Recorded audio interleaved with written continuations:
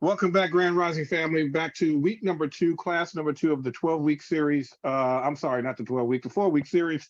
I got it all confused with Keenan Booker, volume three, Kicked Out of Heaven. Welcome back, Dr. Booker, I'm going to call you. Okay. Yeah, because you can feel the energy. There's definitely some geniuses in the room today. No question. Yeah, I can feel it. No So, doubt. So today we're going to be going over some saints, and we're going to be going over a lot of miracles. So before we go into some of these vast miracles and other elements of the Catholic Church, we have to understand that during the time in which they were sharing these stories around old Europe, there were no scientists to contest what was being stated. Okay. So like you tell ghost stories to children to keep them in a certain boundary with their behaviors. This is what some of these stories are designed as nowadays you don't hear about miracles being conducted, right? So as was stated in the last show that we did, a lot of this energy is based in the wordplay that is used amongst these saints, which gives them that angelic holy feel. It's like I said, the energy is embedded in the words. Okay. The words are then represented by a caricature, a figurine. Okay. This figurine may be a Mother Mary, a Virgin Mary, a Black Madonna, a Moorish saint. There's a lot of different entities that represent different words, these names that are used, and specifically the words that are inside their life story, which we're going to be going over some life stories in here. And so you'll hear a lot of miraculous and infinite and, those type of words because they contain that brightness. Okay. So we have to understand, like I've stated in the prior lessons that I did, the English language is the largest and the strongest magic system that humanity has ever witnessed. Okay.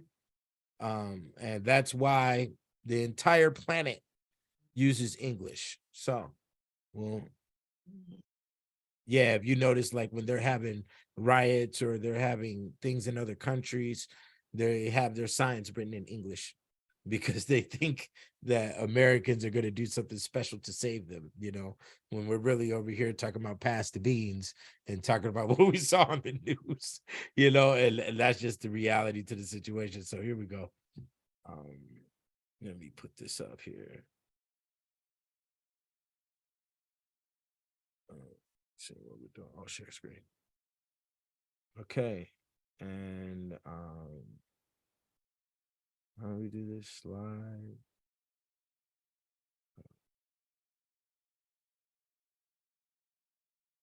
Okay.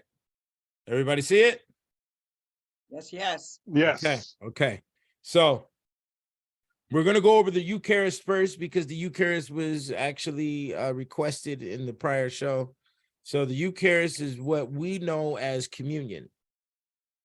So we're going to go over a little bit of details of that right now. Okay. I have a black screen. Oh, here we go.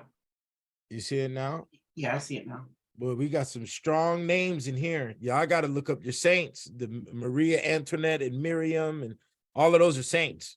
So when you get the time, just put in saint, your name, and then voila, it'll show up on the Google. And there may be many. Okay, so let me also state that some names have many saints with the same name from different time periods, but these are a containment of energies and principles. And these energies and principles will be related to your life. And it's also good for you to use them in your life, because that's basically what and who you are, whether you like it or not. Is basically to put it in another word, it is the software that was dedicated to you at birth. Wow. And you're going to operate within that software, whether you like it or not. Okay, for instance, my name is Keenan, which is Irish for ancient, distant warrior. The Booker is Anglo-Saxon for bookmaker. Your last name is called your occupational name. So if you know anybody who's having troubles with a job in their life or what job they should be working, it's already embedded in your last name, whether you like it or not. And you're going to operate in some similarity with that name. So for instance, I do music, I rap, I'm a lyricist. So without me writing books, Booker is over words. So words is also poetry, rhyming, so on and so forth. You see what I'm saying? I could have been an English major. I could have been a lawyer, you know, because they have the unique jargon that they have to operate by when it comes to wordplay. Okay. So just wanted to put that out there for assistance. So I can't read the top line because I got all of this stuff in the way. So we're going to start right here. The Eucharist is a Christian rite that is considered a sacrament, like Sacramento, California. Okay. Is a Christian rite that is considered a sacrament in most churches and an ordinance in others. According to the New Testament, the rite was instituted by Jesus Christ during his Last Supper, giving his disciples bread and wine during the Passover meal. Jesus commanded his followers to do this in memory of me, while referring to the bread as my body and the wine as my blood. Through the Eucharist celebration, Christians remember Christ's sacrifice of himself on the cross. The elements of the Eucharist, bread, leavened or unleavened, and wine or grape juice, are consecrated on an altar or table and consumed thereafter. Communicants, that is, those who consume the elements, may speak of receiving the Eucharist as well as celebrating the Eucharist. Christians generally recognize a special presence of Christ in this rite, though they differ about exactly how, where, and when Christ is present. While all agree that there is no perceptible change in the elements, Catholics believe that they actually become the body and blood of Christ. Lutherans believe the true body and blood of Christ are really present in, with, and under the bread and wine. Reformed Christians believe in a real but purely spiritual presence of Christ in the Eucharist. Others, such as the Plymouth Brethren, take the act to be only a symbolic reenactment of the Last Supper. In spite of differences between Christians about various aspects of the Eucharist, there is, according to the Encyclopedia Britannica, more of a consensus among Christians about the meaning of the Eucharist than would appear from the confessional debates over the sacramental presence, the effects of the Eucharist, and the proper auspices under which it may be celebrated. Now, here's the thing. Witchcraft is the yang, and Catholicism is the yin. So yin and yang are together. Okay. So basically, I state that when they say my body is the bread and my blood is the wine, that's also metaphysical cannibalism. Okay. So that's sort of conquering, that's a form of conquering the dark arts and putting it into a divine space by but with the same act. Okay. Because the act can't be defeated. Okay. But we have to change the principality of the act by, making its nature in a divine space. Okay. Is there anything we can? We got a question?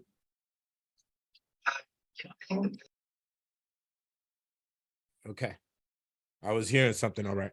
So the sacrament of the penance. Now, a penance is something that we've all seen.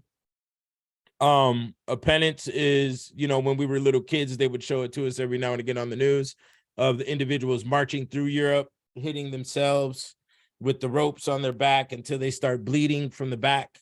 Okay, that is a penance. And this penance was actually a march done for the purification of the sins of mankind. Okay, so they were doing these rituals back in the 1300s, 1400s, 1500s. They were doing this ritual for the sins of, they were sacrificing themselves for the sins of mankind over the whole planet. And this is before they've even encountered Mayans and other civilizations on other locations. They had their brain space in the status of mankind. Okay, so I can't read this first sentence again. But here we go.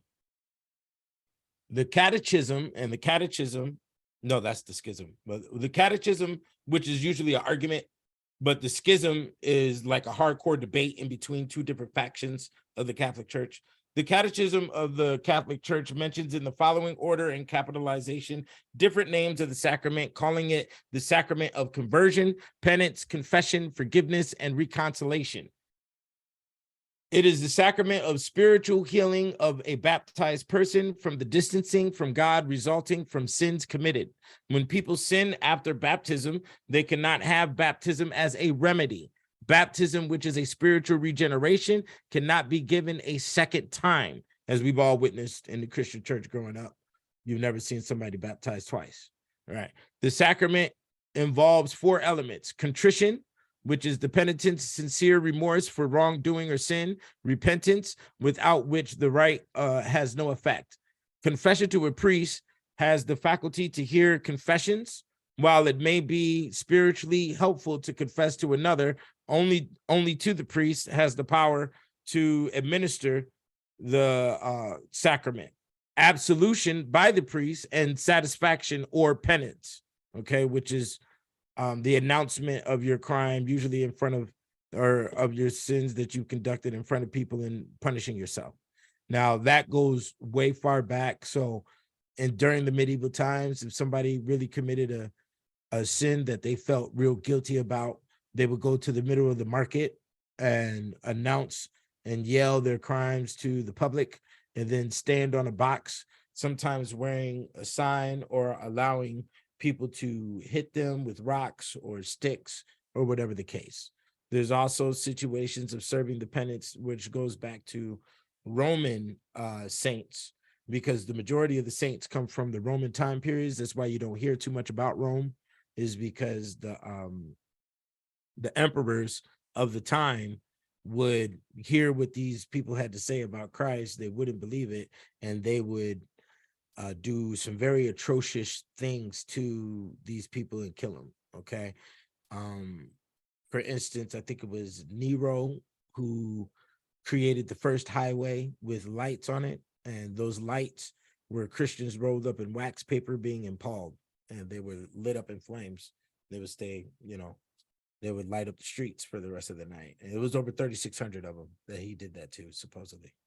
And there was other individuals who would strip themselves nude and just walk into the woods and find a big pole or a tree and just live in the tree. And they would try to stay away from mankind as much as possible because they found everything to have vanity. If Miriam got a question, you go ahead. In my own theory of learning Christianity, okay, I've always thought that the Romans are still running the world. Just in a different formation. Yeah, Vatican, there's the Vatican, there's Rome and Italy, yeah. I mean, you could say that they're all Europeans to me if we're gonna get down to the Nick grit. I don't really find a division line. When we understand the division line in between a Greece, a Rome, and a medieval, the division line is really found in the development of philosophy.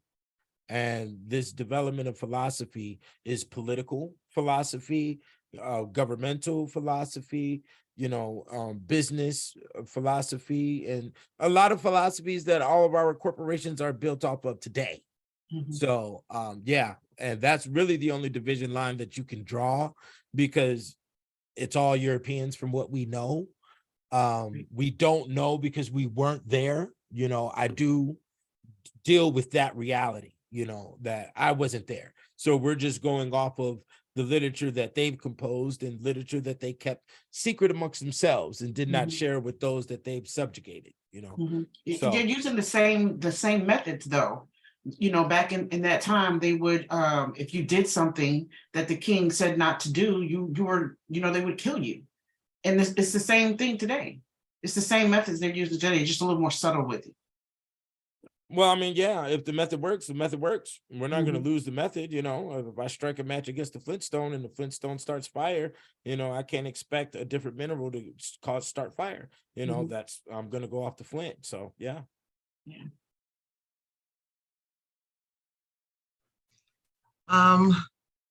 Keenan, my question is there a difference in mankind versus man?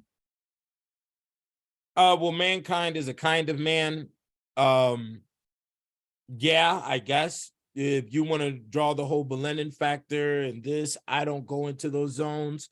I don't go into the zones of who was made in a laboratory by Yakub or anything like that. Like I stated, I wasn't there. So, I go off of the literature that's presented and what they have been hiding amongst themselves.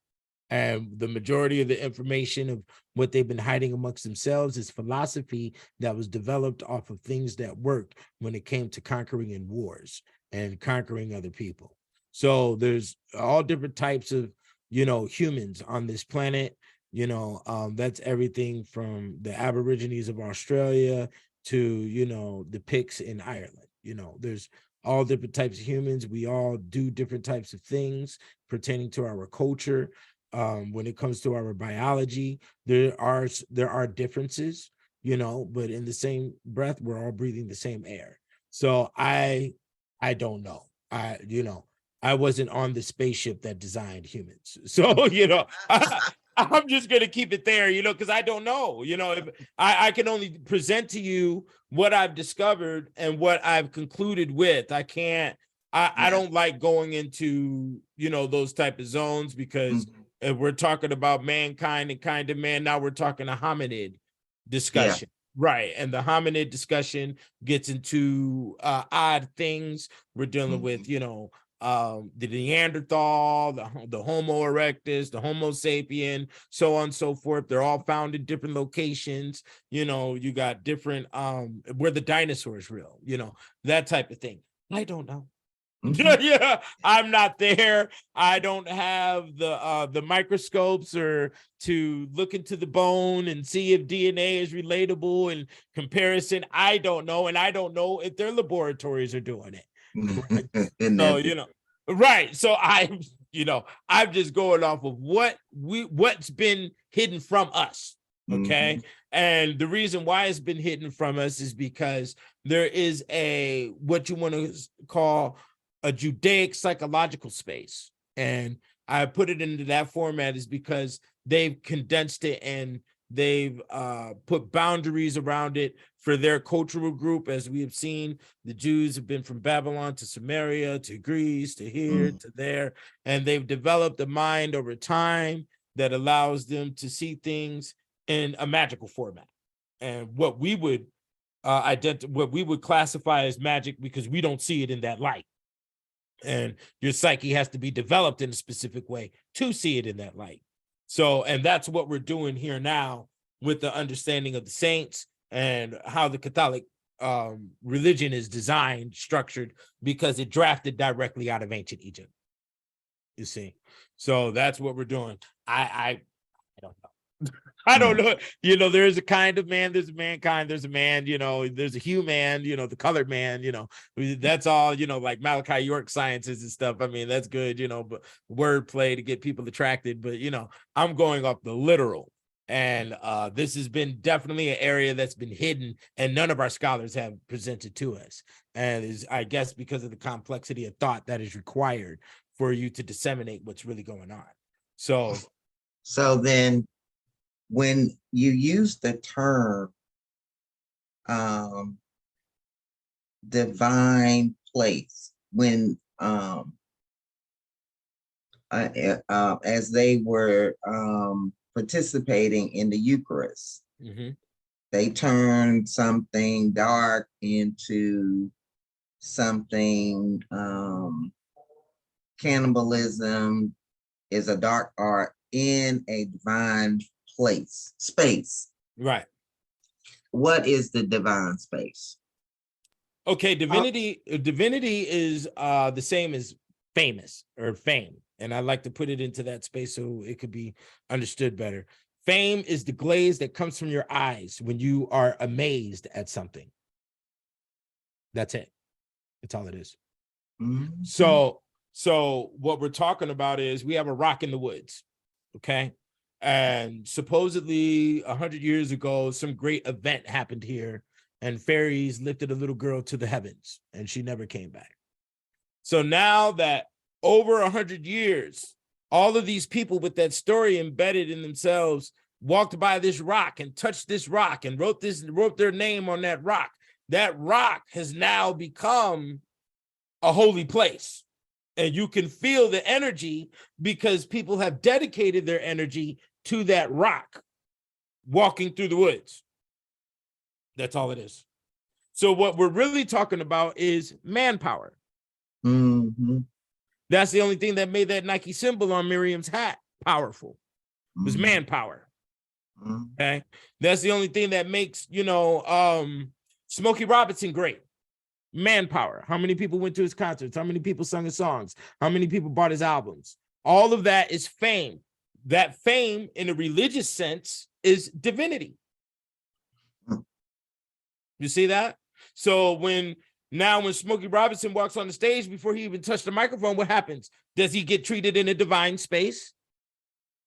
Yes. Right. So what we're talking about is the individualistic power that every human has, that when it is in sync to be focused on one thing, whether it be an animate or inanimate object, it will become divine. Doesn't matter what it is. Okay? That could be a sword of an executioner. That could be the symbol of the Black Panthers.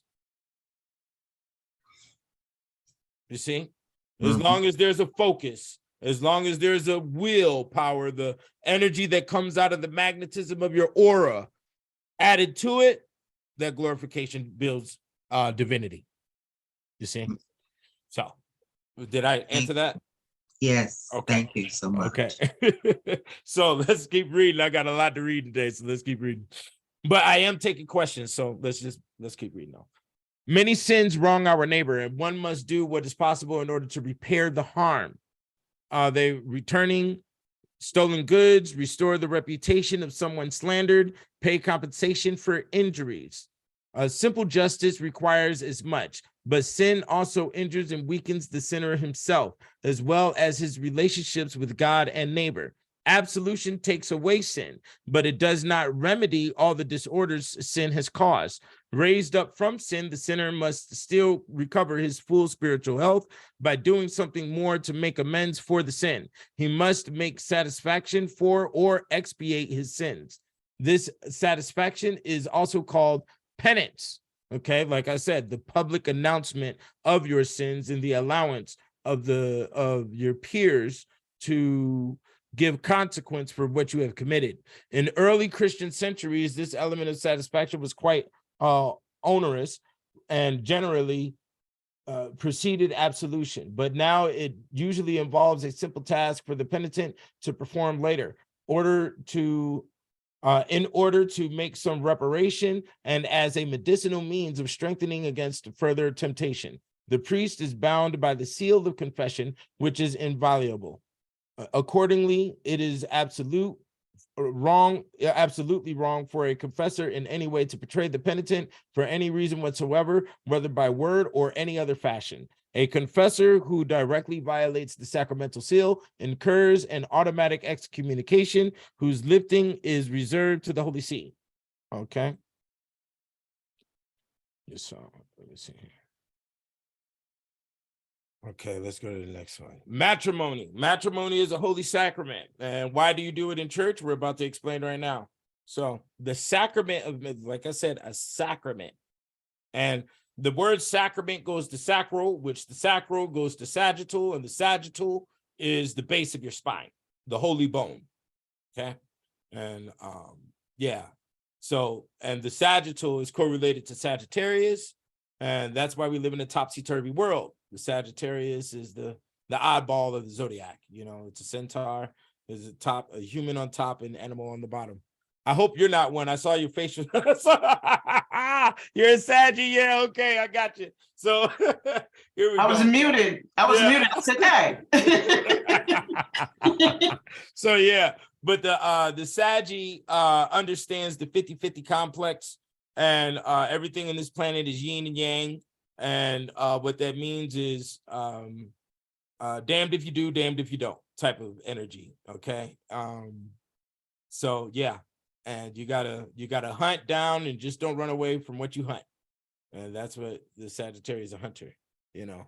But when they catch you, they'll run away. That's the horse bottom part. But anyways, matrimony or marriage is another sacrament that consecrates for a particular mission in building up the church, and that provides grace for accomplishing that mission. This sacrament, seen as a sign of the love uniting Christ and the church, establishes between the spouses a permanent and exclusive bond sealed by God. Accordingly, a marriage between baptized people validly, entered into and consummated cannot be dissolved. The sacrament confers on them the grace they need for attaining holiness in their married life and for responsible acceptance and upbringing of their children. As a condition of validity, the sacrament is celebrated in the presence of the local ordinary or parish priest or of a cleric delegated by them, or in certain limited circumstances, a lay person delegated by the diocesan bishop, with the approval of the Episcopal Conference and the permission of the Holy See, and at least 2 other witnesses. Though in the theological tradition of the Latin Church, the ministers of the sacrament are the couple themselves. For a valid marriage, a man and a woman must express their conscious and free consent to a definitive self-giving to the other, excluding none of the essential properties and aims of marriage. If one of the two is a non-Catholic Christian, their marriage is licit only if the permission of the competent authority of the Catholic Church is obtained. If one of the two is not a Christian, has not been baptized, the competent authority's dispensation is necessary for validity. Okay. So that is the definition of holy matrimony. In volume 1, there's a lot of marriage rituals that's stated in the 3rd part of the book of volume 1. There's a lot of, you know, ritualistic practices that they did for the community when it came to marriage, stated there. So here we go. Okay, this part right here is the religious mania. So we went over a lot of manias in volume 2. I don't know if you were there for it, but in volume 2, there was a lot of manias: the dancing mania, the tulip mania, the defloration mania.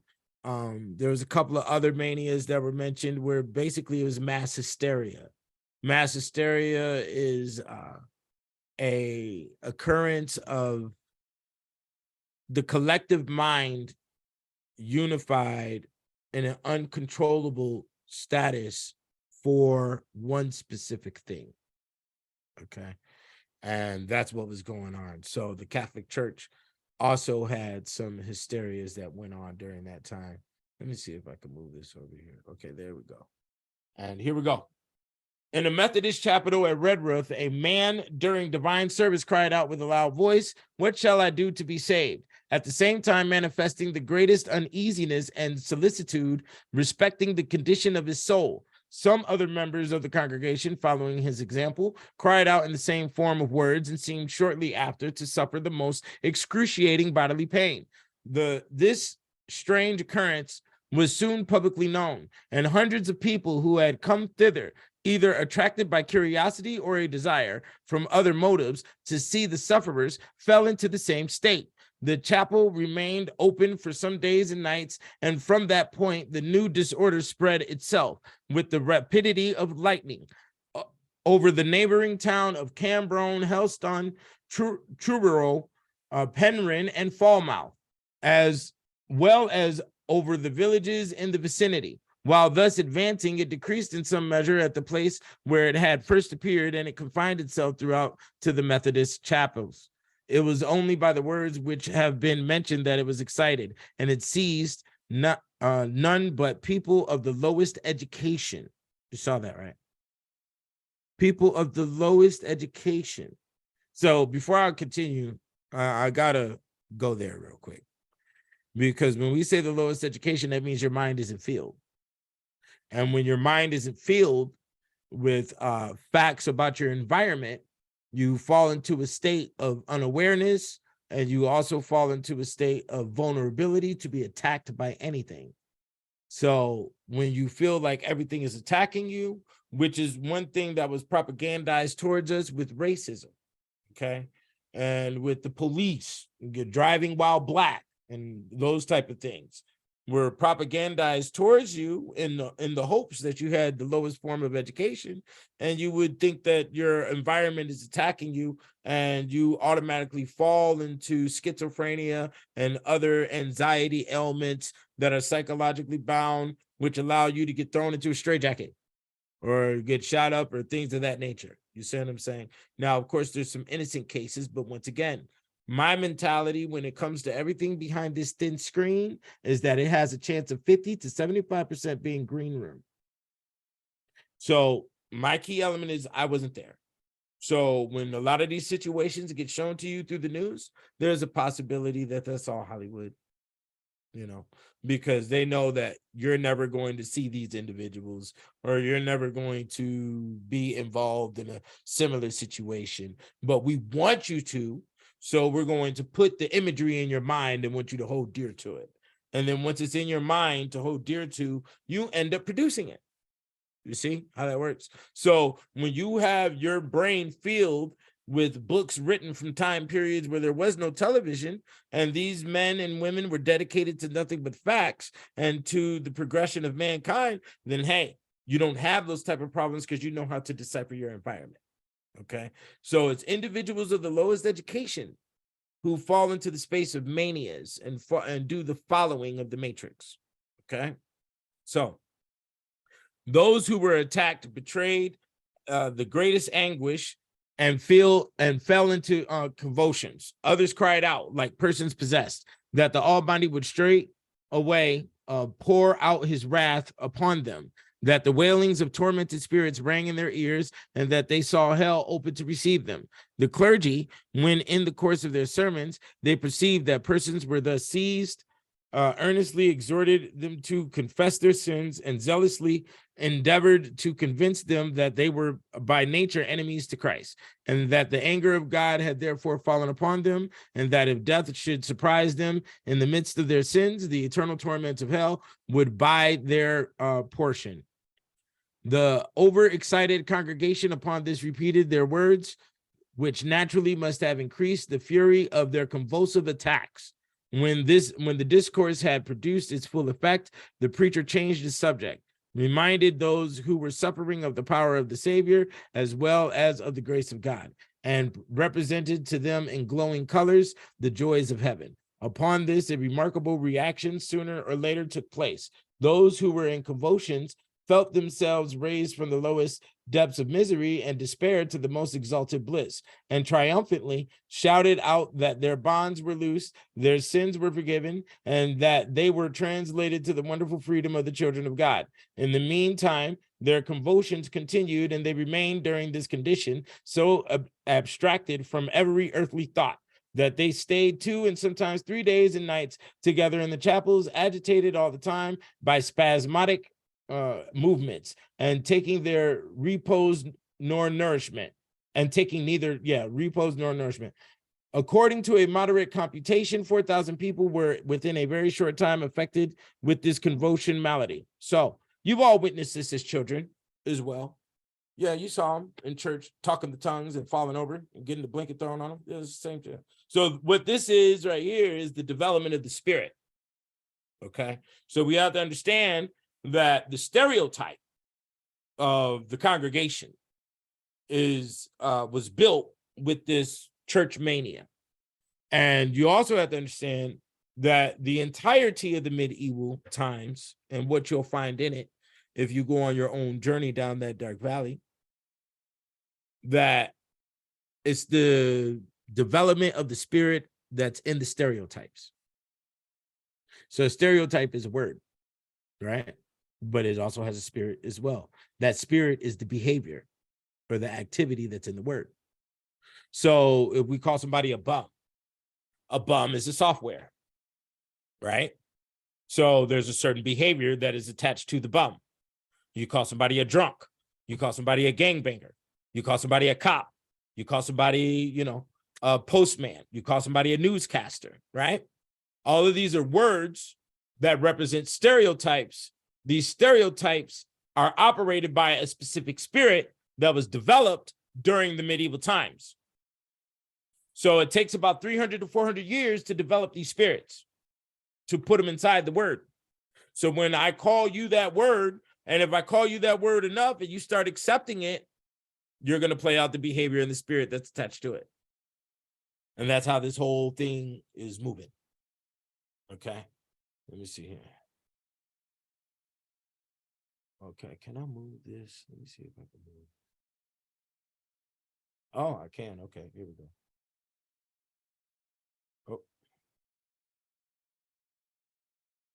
Oh, hold on. Do y'all see everything? Yeah, you're not full screen anymore. Okay, now you are. Okay, good. Okay, I just learned I can move some of this stuff around. I didn't know. So, okay, here we go. The course and symptoms of the attacks were in general as follows, and we're still talking about the mania. There came on at first a feeling of faintness with rigor and a sense of weight at the pit of the stomach, soon after which the patient cried out as if in the agonies of death or in the pains of labor. The convulsions then began, first showing themselves in the muscles of the eyelids, though the eyes themselves were fixed and staring. The most frightful contortions of the countenance followed, and the convulsions now took their course downwards, so that the muscles of the neck and trunk were affected, causing a sobbing respiration, which was performed with great effort. Tremors and agitation ensued, and the patients screamed out violently and tossed their heads about from side to side. As the complaint increased, it seized the arms, and its victims beat their breasts, clasped their hands, and made all sorts of strange gestures. The observer who gives this account remarked that the lower extremities were in no instance affected. In some cases, exhaustion came on in a very few minutes, but the attack usually lasted much longer, and there were even cases in which it was known to continue for 60 to 70 hours. Many of those who happened to be seated when the attack commenced bent their bodies rapidly backward and forward during its continuance, making a corresponding motion with their arms like persons sawing wood. Others shouted aloud, leaped about, and threw their bodies into every possible posture until they had exhausted their strength. An epileptic woman had a fit in church, and whether it was that the minds of the congregation were excited by devotion, or that, being overcome at the sight of the strong convulsions, their sympathy was called forth. Certain it is that many adult women and even children, some of whom were of the male sex and not more than 6 years old, began to complain forthwith of palpitation, followed by faintness, which passed into a motionless and apparently cataleptic condition.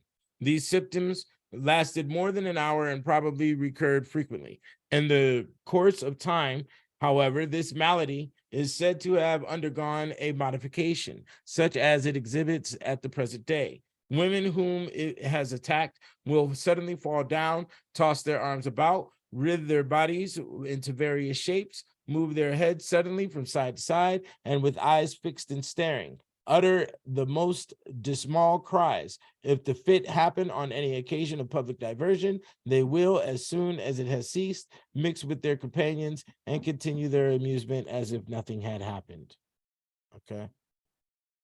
So this is definitely activities and behaviors that were implemented and inculcated into us during the course of slavery, and then on until maybe 1990, 2000, when people started stepping back from the church with all the mega churches going on, and there was no more familiarity with the pastor and things of that nature. So you could see the compiled demons, or odd spirits that were in the people, are now birthed in these skinny degenerates running around here, this new generation of kids. Basically, I don't mean to call them degenerates, I got kids, but that's what it is. So yeah, let me see here. Okay, So I have a question, or are we supposed to wait till the end? shoot. I just wanted to I had a phone call came in, so I just wanted to, I heard you say something about tongues with relation to all of this. Can you just kind of go back and share what you were sharing about the tongues part? Oh, well, the tongues part was part of the convulsions, like it was stated in the what I was writing. I mean, what I was reading. Mm-hmm. That there was odd sounds being made by the people, the body was contorting in a lot of different ways, and that's what we all saw as children going to church. You So know, was this, and the reason why I'm asking is because there's a difference between speaking in tongues and this. So I wasn't sure if you had made the distinction. well, here's the question: where does speaking in Mhm. tongues come from? In my experience, it comes from the Holy Spirit. And the Holy Spirit is terminology used by who?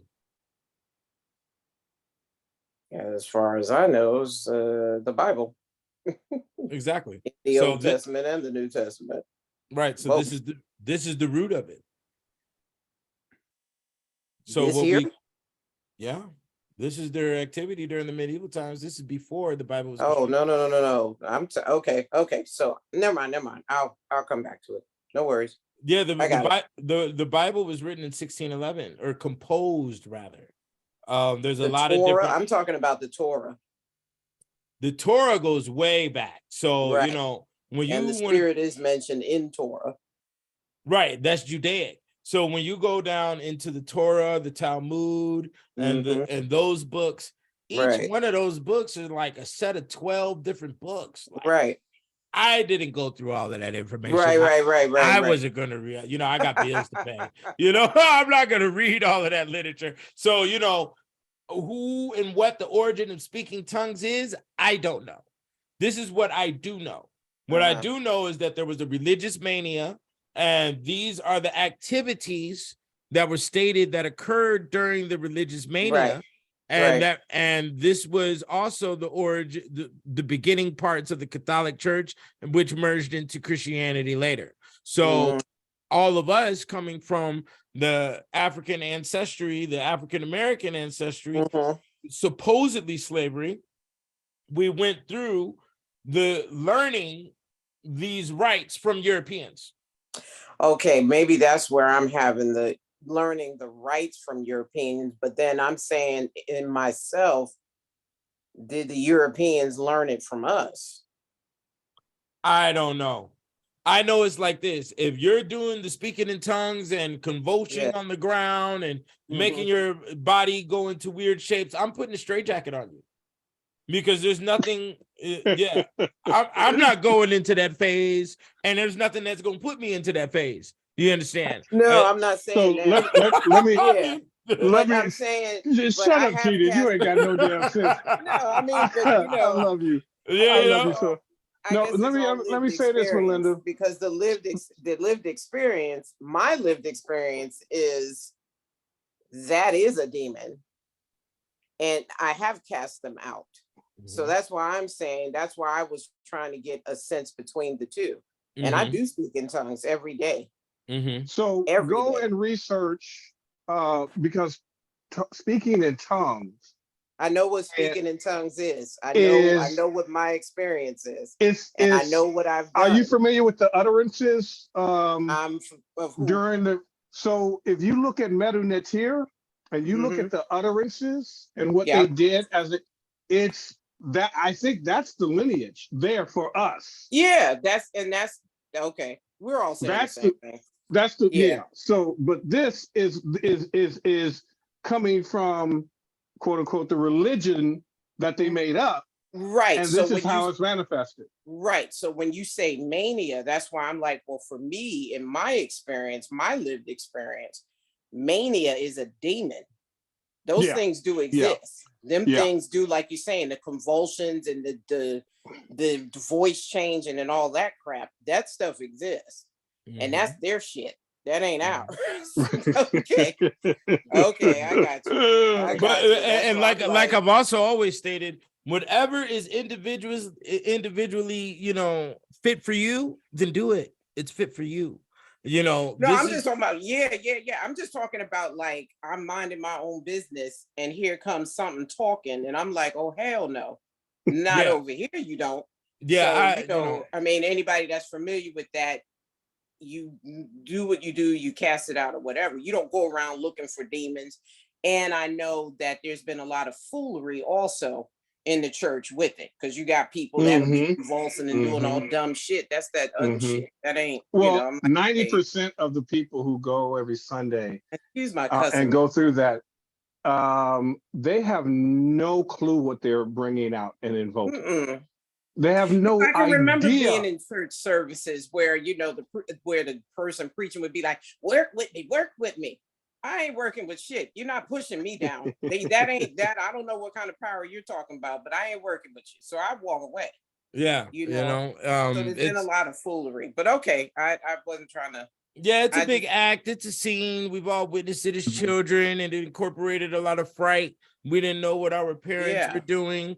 We didn't know what was really happening, witnessing these things as kids, you know. Right. So I'm only reading to you what I found. The religious mania was important to put inside because we also went through the manias Sure. in volume 2. And Right. they did have a major influence on society as we see today. For instance, you know, everybody living intents to buy a new iPhone is mania. Okay. Right. So, you know, and right. So for us, as we Well, see right now, now, hold The on one second. iPhone Now, demons. mania, you also talked about hysteria. yeah, Because we know that the concept of trauma, if it's hysterical, it's historical. Right. So when we look at these manias, and again, knowing what all they went through and what they were all going through simultaneously, yeah, they lost their goddamn mind, and this is what it looked like. You know, as they put it, you know, pen to papyrus or whatever. But what's interesting? Well, hold on, Dr. Hinton, you had something to say. Go ahead. Yes. I have a couple of things. First of all, Keenan, in your research, would you be kind enough to define demon so we don't have to be speculative about it? a demon, okay. This goes back to behaviors. Yes. Yeah, that's basically, you know, any ill-natured behavior is controlled by a demon and its influence. Demons are different than devils. Demons are lower rankers than what devils are. And yeah, they come through wordplay and they come through behaviors as well. So for instance, I'll give an example. A lot of stuff on TV, you know, like the heroin epidemic that we see now, you know, heroin and opium is a thing that's been watched and observed and studied for years, for I'm close to say hundreds of years, ever since the Opium War, when the British went over there to India and China and all of that. So I can take the behaviors of a heroin addict Yes. and put that in a cartoon. And as long as your children watch that cartoon and they duplicate the behaviors of that cartoon character, sooner or later, they will also fall into the usage of heroin. You see how that works? So basically what I'm showing you is a reverse form of getting a person, of turning a person into an addict without them knowing they're an addict. I could show you the behavior structure of a gambler or a behavior structure of an alcoholic, and you won't see them actually drinking alcohol. You won't see the gambler actually playing a game. But if you duplicate the social behaviors of those individuals, you in essence will end up being a gambler or being an alcoholic. Right. And mind you, what Keenan is saying is absolutely on point and fits with the understanding of epigenetics and genetic memory, the Akashic records. It's conserved, it's stored. If I say gold and get a million people to say gold over and over again, and I get generations of people to say gold, that's going to have a power. That word, when I speak it, is going to have a power. And so what they've done is they've infused living entities or spirits into every aspect of their nature. Because if you understand, when the ice hit, it turned them inside out. This makes sense for something that has been turned inside out. If you were turned inside out, what would you look like? What would it be? It would look like the Amu. You would have to make up a system of spirituality because you're not connected back to the original Ma'afian creed. You would have to create deities and the concept of perfection, because you feel ghastly and ghostly because of the lack of color in your skin, and because you're recessively genetic and sick all the time, and you don't feel good and don't like yourself. And so all of these are things that you're going to do collectively to boost yourself up. These people created whiteness because they didn't matter. They didn't feel like they mattered. They look at look at the work that Keenan has done through the Dark Ages. Just nature treated them like shit. Pardon my French. It tore them up. It tore them up. And what you're seeing is with the manias, you're seeing the far ends of each corner. Like, this is the high end. Like, after you have been beat down so much, looking at it from a group think, you got a zip code, you've got a group of people. Here's what they're doing. And here's what they've gone through collectively. This is why I'm acting out this way. But every 7 days, when some of us go to church, and you're looking at those rituals, what you're looking at is you're just looking at the reincarnation of the genetic memory of mania. Yeah. Now, I'm going to go ahead and give you a couple of names of some demons so you can watch out for it in society, because it gets dumped on you a lot of times and a lot of people don't know what they are. Flibberty Gibbet is one. Flabbergasted is another one. Supercalifragilisticexpialidocious. Yeah, you hear a lot of these words in Disney cartoons. Sure. So a lot of these crazy tongue-tied words are actually the names of demons, that are incorporated in a myriad of different ways. Topsy-turvy is another one. Twitter is another one. So like the Twitter bird, yeah. They use the blue bird. Twitter actually means to run somebody in confusion, or to laugh at somebody behind their back, or to laugh at somebody without them knowing, like that type. That's what a Twitter is, right? And also to be fidgety in the brain is what is the definition of Twitter. They got when you go into the medieval, they got dictionaries of this stuff, man. And that's the thing I'm loving about this, is that we have to understand, fam, every single word that we have ever used has an energy. It has an intent. It has some level of psychic power.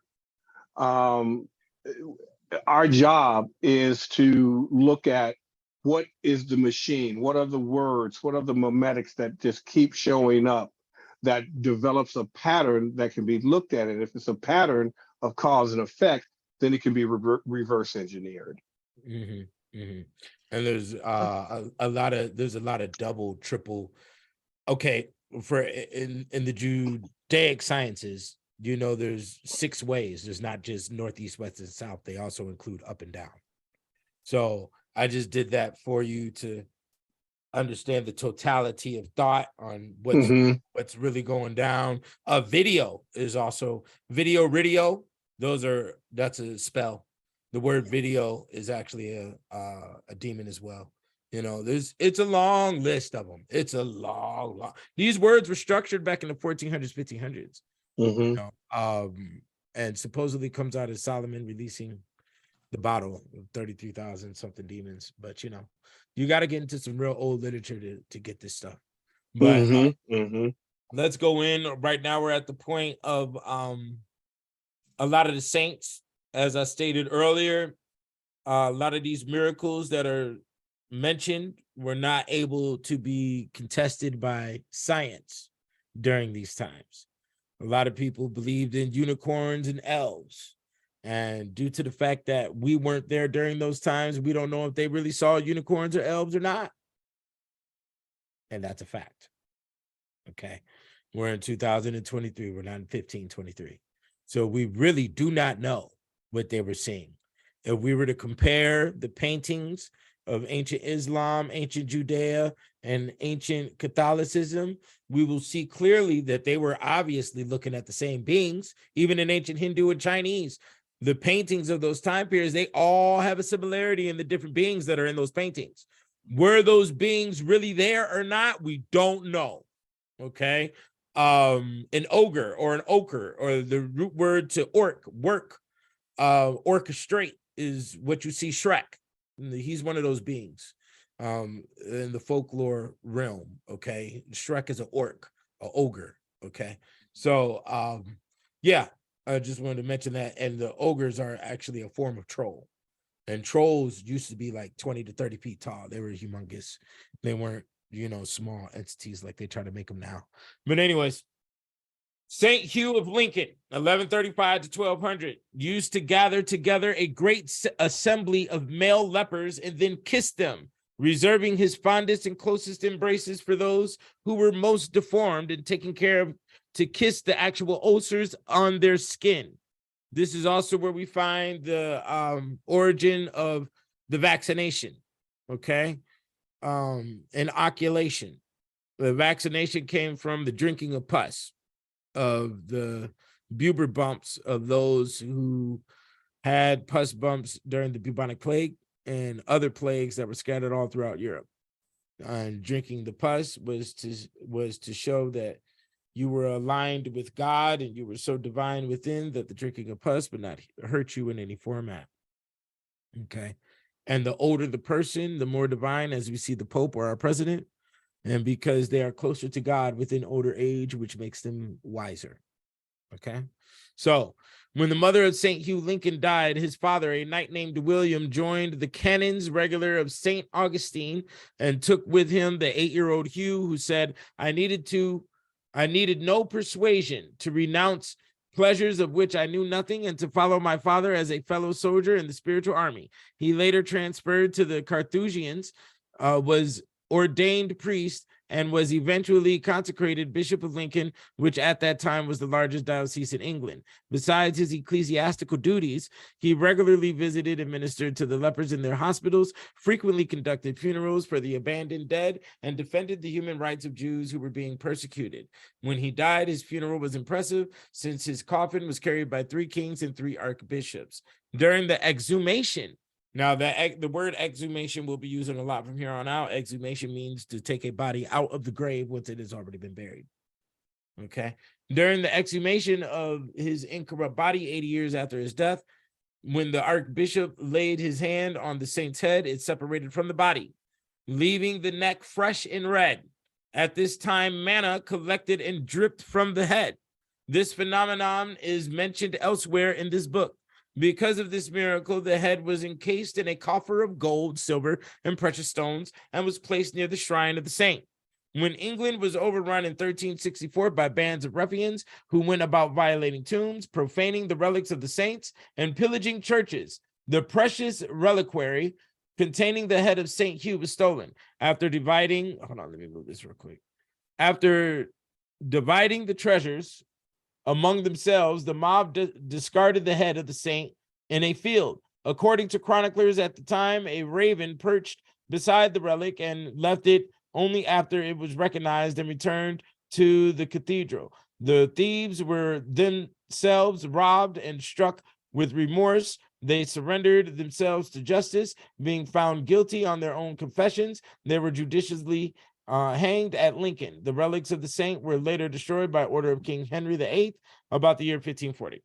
Okay, so raven is a witchcraft bird, which means death, which means the arrival of death, and the collection of the soul, sort of like the owl, but the owl predates the raven's definition.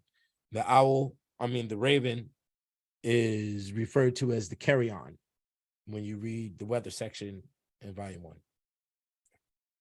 So let me see here.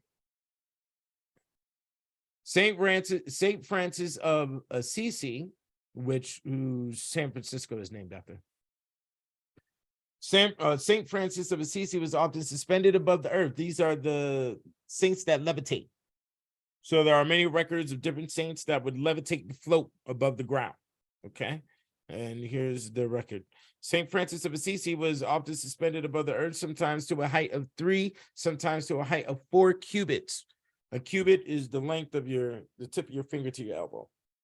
Okay, the same phenomenon has been recorded by eyewitnesses in many instances throughout the centuries. Among the large number of those who are known to have been raised from the ground whilst wrapped in prayer are the stigmatized Saint Catherine of Siena, Saint Colette, Reinario de Burgos and Sepolcro, Saint Catherine de' Ricci, Saint Alphonsus Rodriguez, Saint Mary Magdalene de Pazzi, Raymond Rocco, Blessed Charles de Assisi, Saint Veronica Giuliani, the Capuchinist, and Saint Gerard Magella. The majority of those names sound Italian.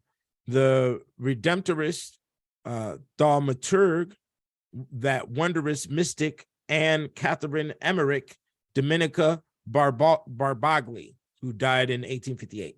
The Ecstatica, which ecstatica is the ecstasy, which is a status that saints would fall in during the course of worship, which was supposed to be euphoric, and that is also where they got the name ecstasy for the drug. Okay, the ecstatica of Montesanto, Savino, Florence, whose levitations were of daily occurrence. Saint Ignatius Loyola, whilst deeply contemplative, was seen by John Pascal to be raised more than a foot from the pavement. Saint Teresa and Saint John of the Cross were levitated in concurrent ecstasies in the shady locutorio of the Incarnation, as was witnessed by Beatrice of Jesus and the whole convent of the nuns. Saint Alfonso's Liguri, whilst preaching in the church of Saint John the Baptist at Foggia, was lifted before the eyes of the whole congregation several feet from the ground. Gemma Galgani of Lucca, who died April 11th, 1903, was observed whilst praying one evening in September 1901 before a venerated crucifix to rise in the air in a celestial trance and to remain several minutes at some distance from the floor. Above all, Saint Joseph of Cupertino, 1603 to 1663, one of the most extraordinary mystics of the 17th century, whose whole life seemed one long series of unbroken raptures and ecstasies, was frequently lifted on high to remain suspended in midair. Okay. Now, telling the children this is to let them know that anything's possible. Don't put any limitations to your reality or your imagination. And this is what gives us the base thought of inventions, to be a creator in inventions. And this is part of the reason why we could see the European race has such a mass invention line, okay, versus other races, is because their imagination is expansive through a system that was thought to be real by prior generations and prior time periods. You see? So the belief of children is a very powerful energy. That's what was attached to these stories, because these stories were the basis of the religion during the medieval times, and that's all they would tell their children, is the stories of the saints, you know, versus like how we went to church every Sunday and got told stories. Okay, same system. So before Saint Drogo, 1186 is very important because he was in jail in Ireland, and he was the first king of France after the Mergovian Empire. I'm sorry if I always get that word mixed up on the enunciation, but the Mergovian Empire. And Saint Drogo demanded in France that the Black Madonna was to be worshipped. Okay, so Saint Drogo was born, his father died, and at his birth, his mother also died, leaving him an orphan. When he was old enough to understand, he learned that his mother's life had been sacrificed for his own. It's a revelation that distressed him greatly. Around the age of 18, he decided to follow our Lord in strict poverty and embarked on a penitential life as a pilgrim, visiting churches and shrines in several lands. After a time, he settled at Seaborg near Valenies, where he was hired as a shepherd by Elizabeth de la Hare. In this humble position, he grew even deeper in prayer and virtue and was regarded as a saint by the people of the district. It is known that he tended the sheep every day, yet he was often seen assisting at the offering of the holy sacrifice in distant churches.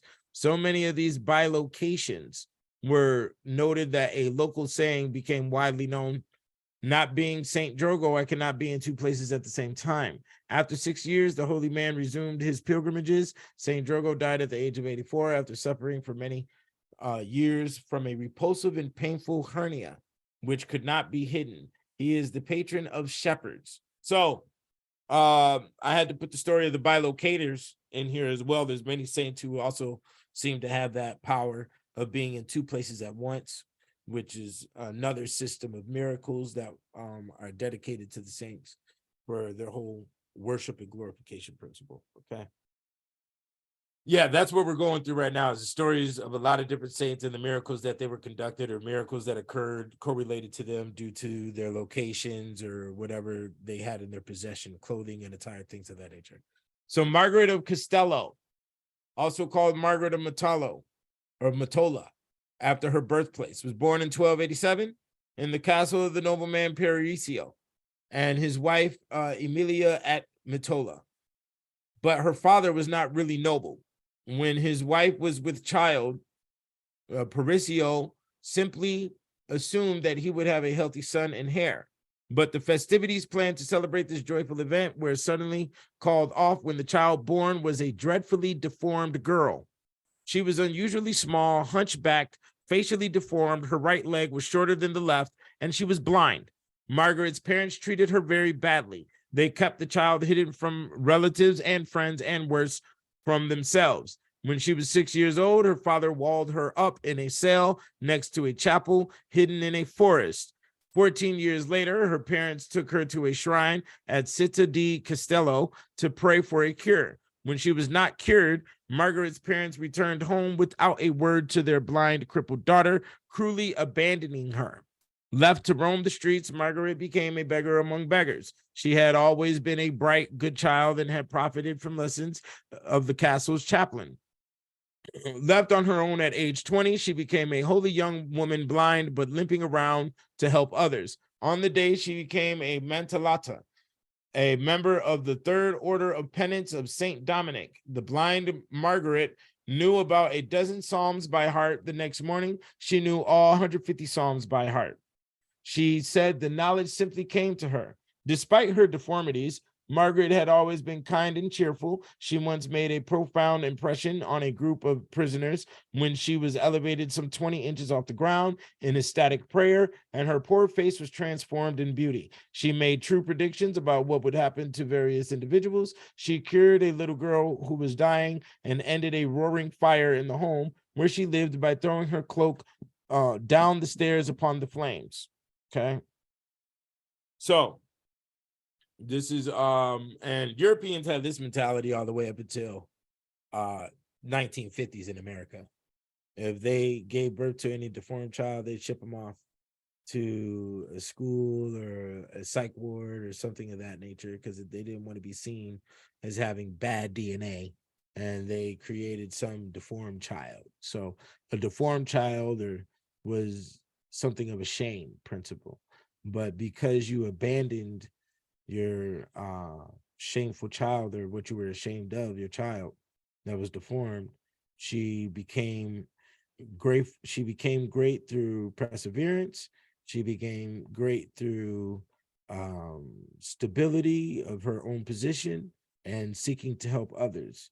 She became beautiful, and she became standing upright, and she was given enough holiness through her own passages and through her own energies to conduct miracles.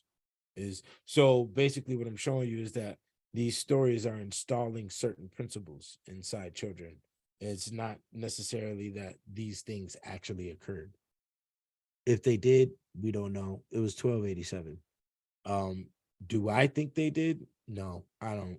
I understand the principality of what's going on inside the story.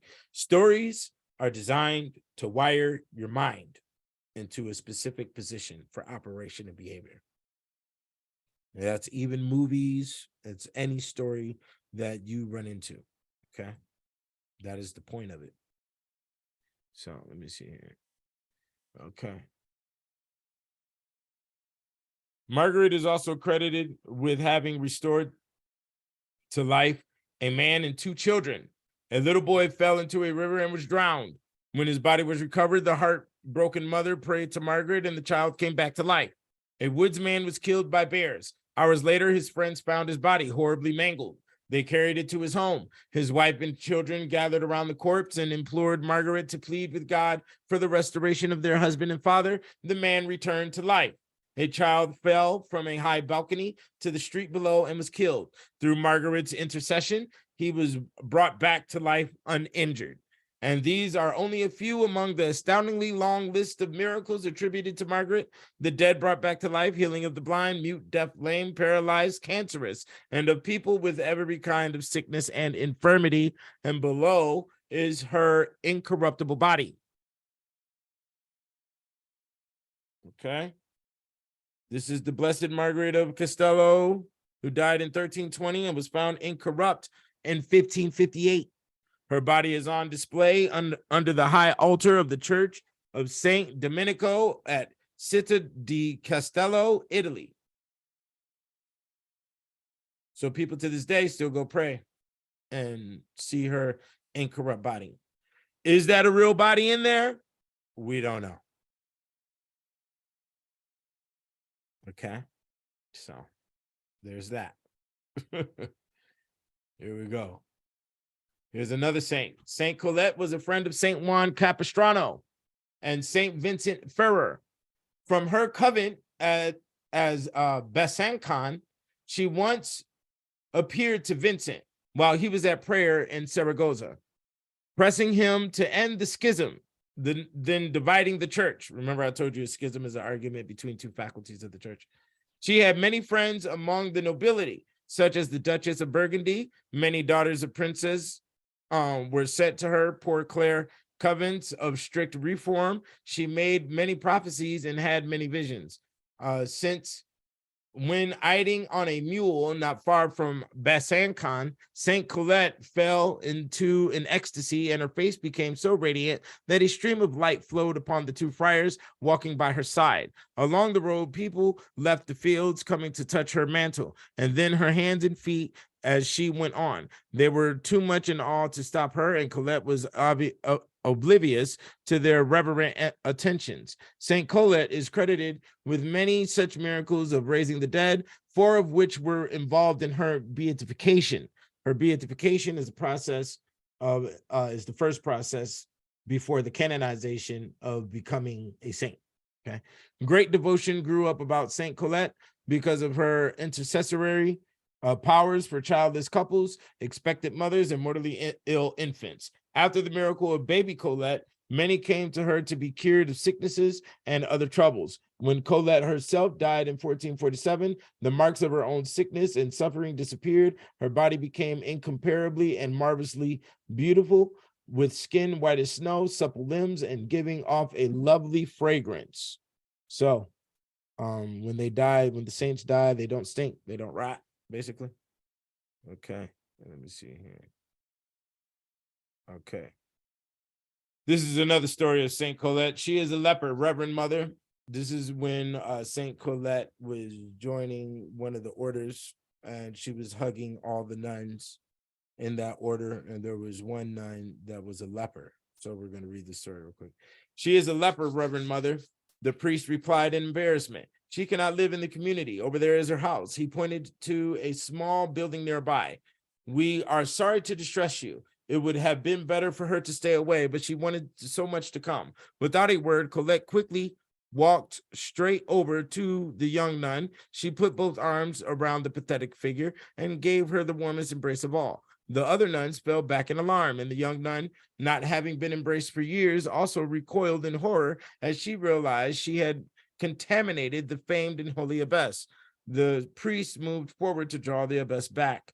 But Colette quietly announced that everything was all right, and indeed it was the young nun had been cured of leprosy.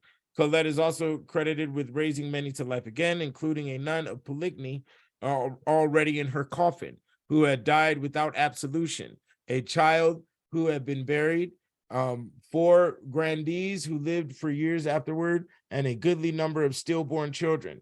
One stillborn baby was born to the wife of a man named Pruquet at Besancon. The husband did not want to believe the baby was dead. He seized the lifeless body and ran with it to the church, where he insisted that it be baptized. But the priest had to tell him that it was undoubtedly dead. The father returned home sadly with his tiny silent burden. Let's see. Oh, and then, yeah, she healed it, whatever. I didn't continue the story.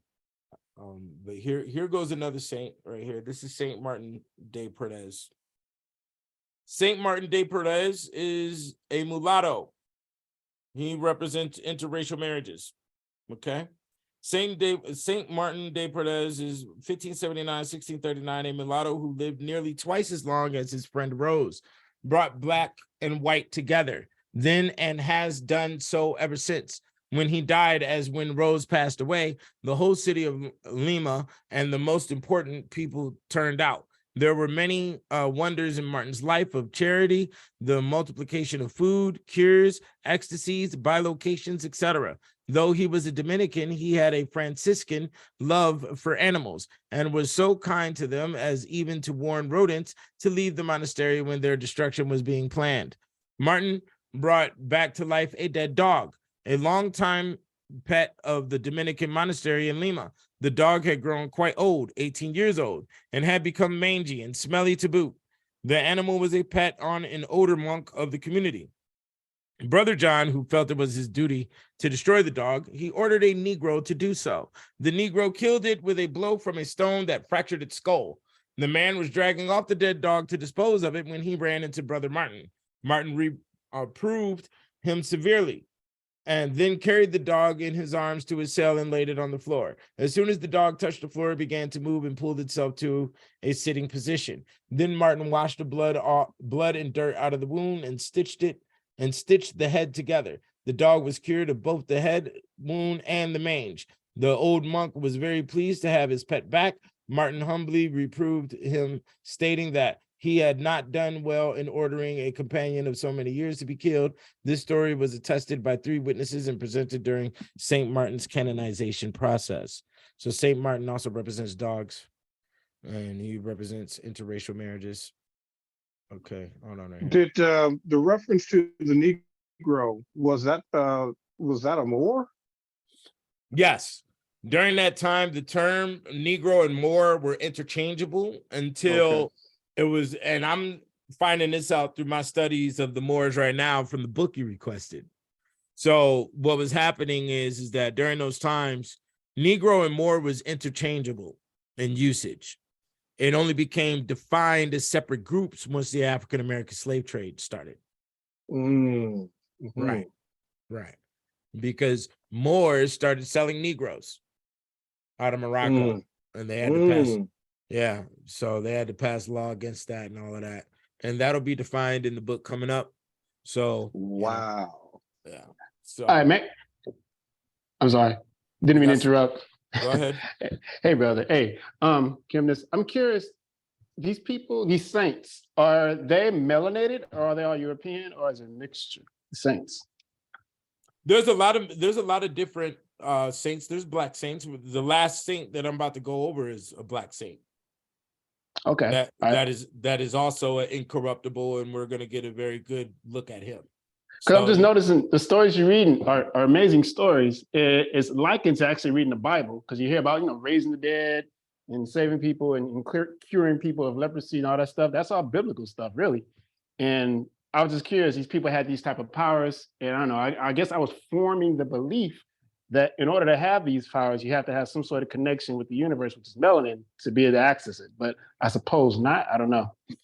Well, it's the principle, the holy principle of being of fighting against vanity. That's all it really is. Okay.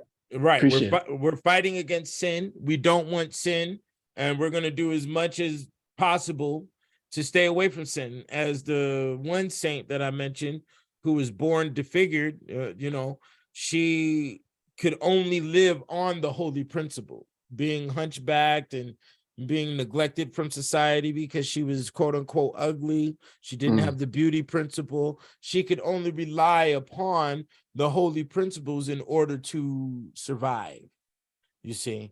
So it is the principality of having common courtesy and treating people good that is the energy that you're feeling, which is similar to what was being structured in the Bible to teach others. All right. Thank you, brother. Appreciate it. Right. We have to understand that the Bible is a condensed version of the experiences of the medieval times. So to develop America properly, there had to be a hardcore metaphysic of what occurred in Europe to also make that occur in America. And I'll give you another one, which is not necessarily in the third volume, nor is it in the first or second. But when you observe the paintings of the medieval times, you'll always see a fire burning in the background. A lot of fires occurred in the cities of old Europe. And guess what happened in America? All your major cities burned down. Chicago had a major burn down. Atlanta got burned down during the Civil War. San Francisco got burned down. That's what created the Bank of America. Well, all your major cities in America went through a purification from the old world, which was done by fire. And we see this fire on the cities being burned in the background, and damn near all the medieval paintings, you'll witness that. And when you read the documents of what was occurring in the activity, as a matter of fact, there was so many fires that they made it was law that the prostitutes had to, it was part of their duties to put out any fire that they saw in the city. They would have to run to it because they had a system that was related with the government in order to have bullies to protect them. The true definition of a bully was a person who protected a prostitute back in the medieval times.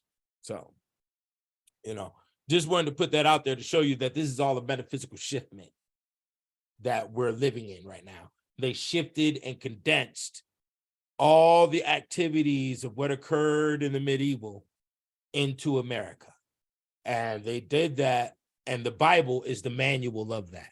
So when you're reading the Bible, you're reading a very small version of a mass amount of different experiences that occurred in the medieval. Okay, so just had to put that out.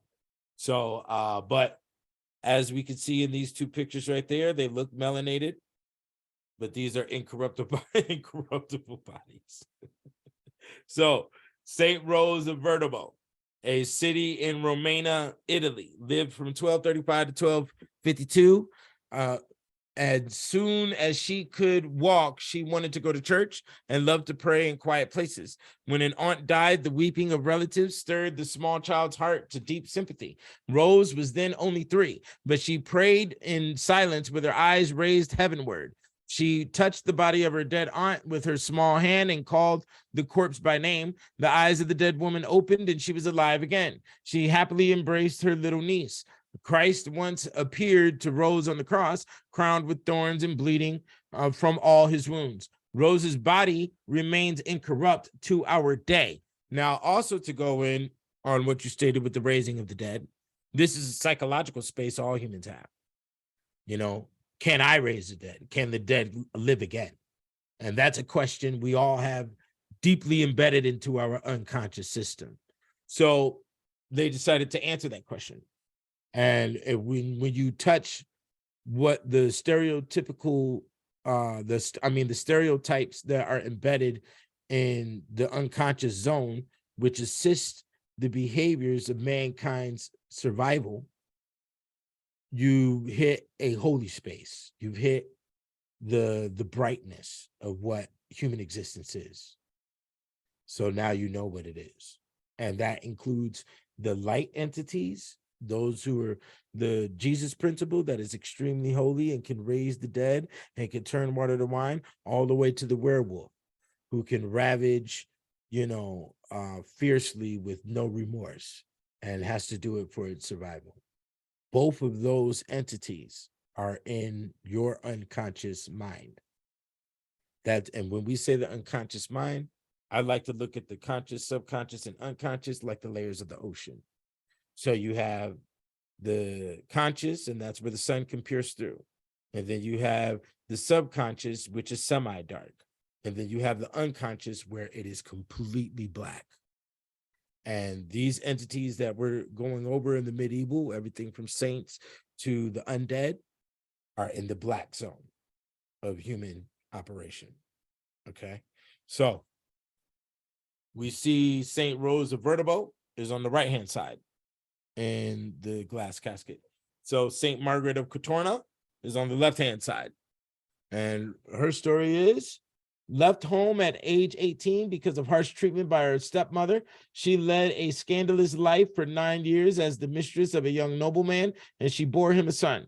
One day, the nobleman did not come home. His dog returned and led Margaret to the bloodstained corpse of her paramour in the forest. She subsequently made a public confession of her sins in the church of Cortona, changed her life, and became a great penitent. She secured the release of many souls from purgatory, confronted demons, cured the sick, and restored a dead body to life. At Cortona, Italy, her body is incorrupt to this day, and at times it emits a fragrant odor.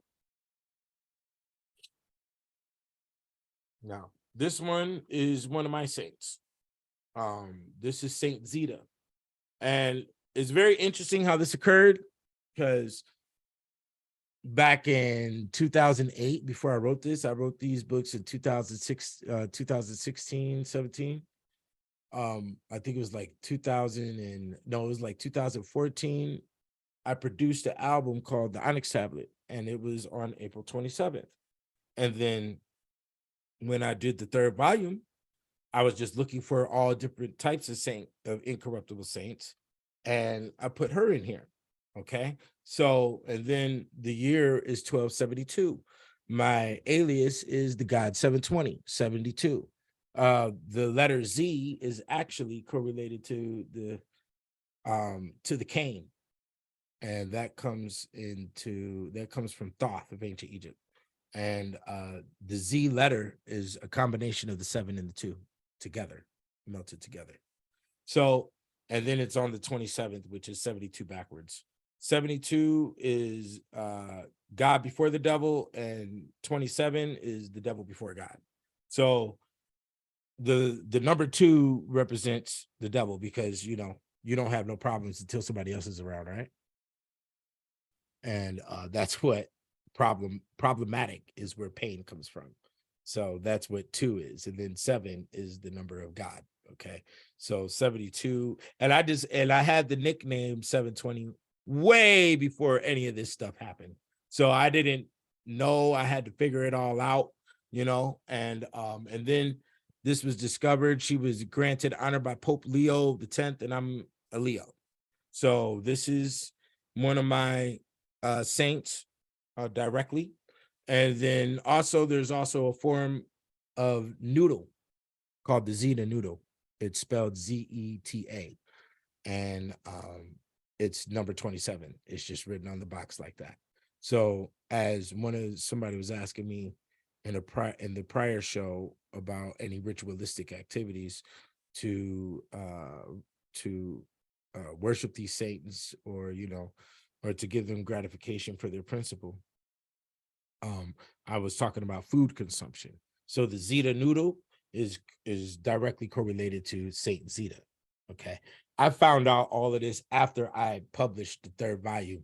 One day I just said, let me go ahead and check out all the dates my albums were published on and what saints were on those days, because I found out this whole system later on, and voila, she's one of them. So here's a little bit of her story. Her fellow servants became very jealous of her and were mean to her at every opportunity, because she would not complain to her master. The other servants tormented her even more cruelly, but God greatly rewarded Zeta's daily offerings of humility. Zeta died on the 27th of April in the year 1272, being 60 years old. 150 miracles that were wrought in behalf of those who had recourse to her intercession have been judicially proved. Her body was found whole and entire in 1580. So that's them to 300 years after the fact. And it is kept with great respect, that is richly enshrined in Saint Frediano's church in Lucca, Italy, next to the Fatinelli house, where she worked for 48 years. Her face and hands uncovered can be viewed through the crystal glass. Pope Leo X granted an office in her honor, and the city of Lucca pays a singular veneration to her memory. Okay. The patron of servants, Saint Zita's virgin and miracle worker. Her patron is of servants, homemakers, lost keys, people ridiculed for their piety, rape victims, single lay women, waiters, waitresses. Okay, canonized in 1696, her body is incorrupt. Okay, so those are the human experiences, and the people who work underneath those occupations are represented by her. Okay, so let's go into Saint Benedict the Moor. The face of Saint Benedict the Moor likewise shone with a celestial light, especially when he was in chapel. As the son of African slaves, he was granted his freedom and joined the Franciscan order of Palermo, where he was employed as a cook. It was quietly whispered about the angels were seen assisting him in the kitchen, and that moreover, food seemed to multiply miraculously under his hands. He has been chosen as patron by the Blacks of North America and is regarded as the protector of the town Palermo. Saint Benedict, Black celebrity healer, chef, and possibly lion tamer. Saint Benedict, known as Benedetto el Moro, or Benedict the Moor, was born to two Black African slaves in Messina, Sicily in 1524. He was also variously called Niger, which means black, and Ethiops, which means sub-Saharan African. Sicily was ruled by the Spanish in those days, who engaged in slave trading. When Southern Europe had been ruled by the Africans, they had white European slaves. So I think the Spanish were keen to turn the tables on them. Much of Spain was governed by the Africans for 800 years, and the Spanish had a very difficult and long war when they eventually rose up against them to regain their independence. Benedetto and his parents were freed at his birth because of their loyal service, but they stayed loyally. On the same estate, working for meager wages, Benedetto had a little brother and two younger sisters. The children worked alongside their parents and received no schooling. Benedetto never learned to read or write. When he was 21 years old, he suffered a racist attack while out in town. His attackers shouted insults and generally showed themselves to be very small-minded. Meanwhile, Benedetto's dignity and restraint attracted the admiration of a great many onlookers. Among them were some monks from the hermitage of Santa Domenica in Corbonia, close to where he lived, who invited him to join them. The idea of living in a hermitage is that you sneak off and shun society. Of course, with Benedetto around, the place was flooded with visitors begging him to perform a miracle for them. He performed some feats of miraculous healing, apparently, which only encouraged more visitors. The place ended up like this. I'm pretty sure this bloke can't actually perform miracles. The other hermits got so fed up with their hermitage not being hermity anymore that they kicked him out. Luckily, he fell in with some religious hermits who lived on Monte Pellegrino, on the outskirts of Palermo, who invited him to join them. Surely that would be remote enough for him to get away from his fans. The portrait of Saint Benedetto, Monte Pellegrino, means Pilgrim Mountain, and it seems to have been swarming with religious hermits back in medieval times. Saint Rosalia dashed up there as a little girl in the 12th century and hung out in caves. Benedetto lived up there with his band of cave-dwelling hermits for 20 years. Nowadays, it is covered in flowering shrubs and inhabited by birds and lots of little darting lizards. But back then, there were bears and lions. It was not a campsite for the faint-hearted. Okay? In 1564, let me put this down here. In 1564, when Benedetto was 50 years old, the Pope ordered that independent hermits had to join an existing order of friars. Benedetto took his band of holy mountaineers to the Franciscan Friary of St. Mary of Jesus in Palermo. Since he was illiterate and a layman rather than a priest, he was sent to work in the kitchens. Since so many people still came to him for spiritual guidance, however, not just from the friary, but famous and important outsiders too, he was promoted to being master of the novices and then guardian of the community. He was very good at making predictions, apparently. Benedetto predicted that plague would come to Palermo in 1624, exactly 100 years after his birth.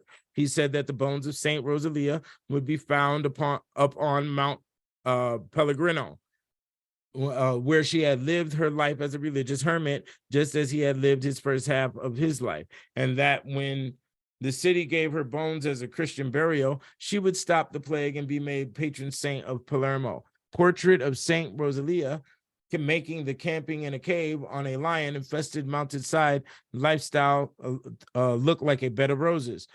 This prediction came true, and this is why a little statue of Saint Benedetto in my photos was placed in the grotto of Saint Rosalia on Monte Pellegrino. Benedetto was correctly predicted the exact day and time that he himself was going to die, which was April 4th, his feast day, in 1589. His body is still in the friary, displayed very creepily in a Snow White style glass coffin. On 4th April each year, the coffin is taken out in a religious procession in his honor around town. Saint Benedetto's actual body is in its glass coffin right here, like Snow White. So, are we going to say that all the other incorruptible saints are false when you're looking at Saint Benedict the Moor, who represents you, North American, African American, right here? There's his face.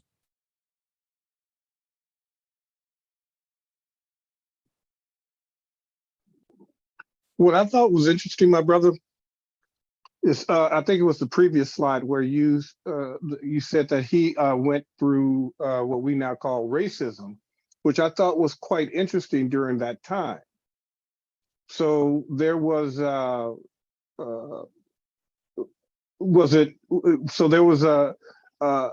guess a disdain between the two at that time, between the European and the Moors. Well, here's the thing. We identify it as racism but now.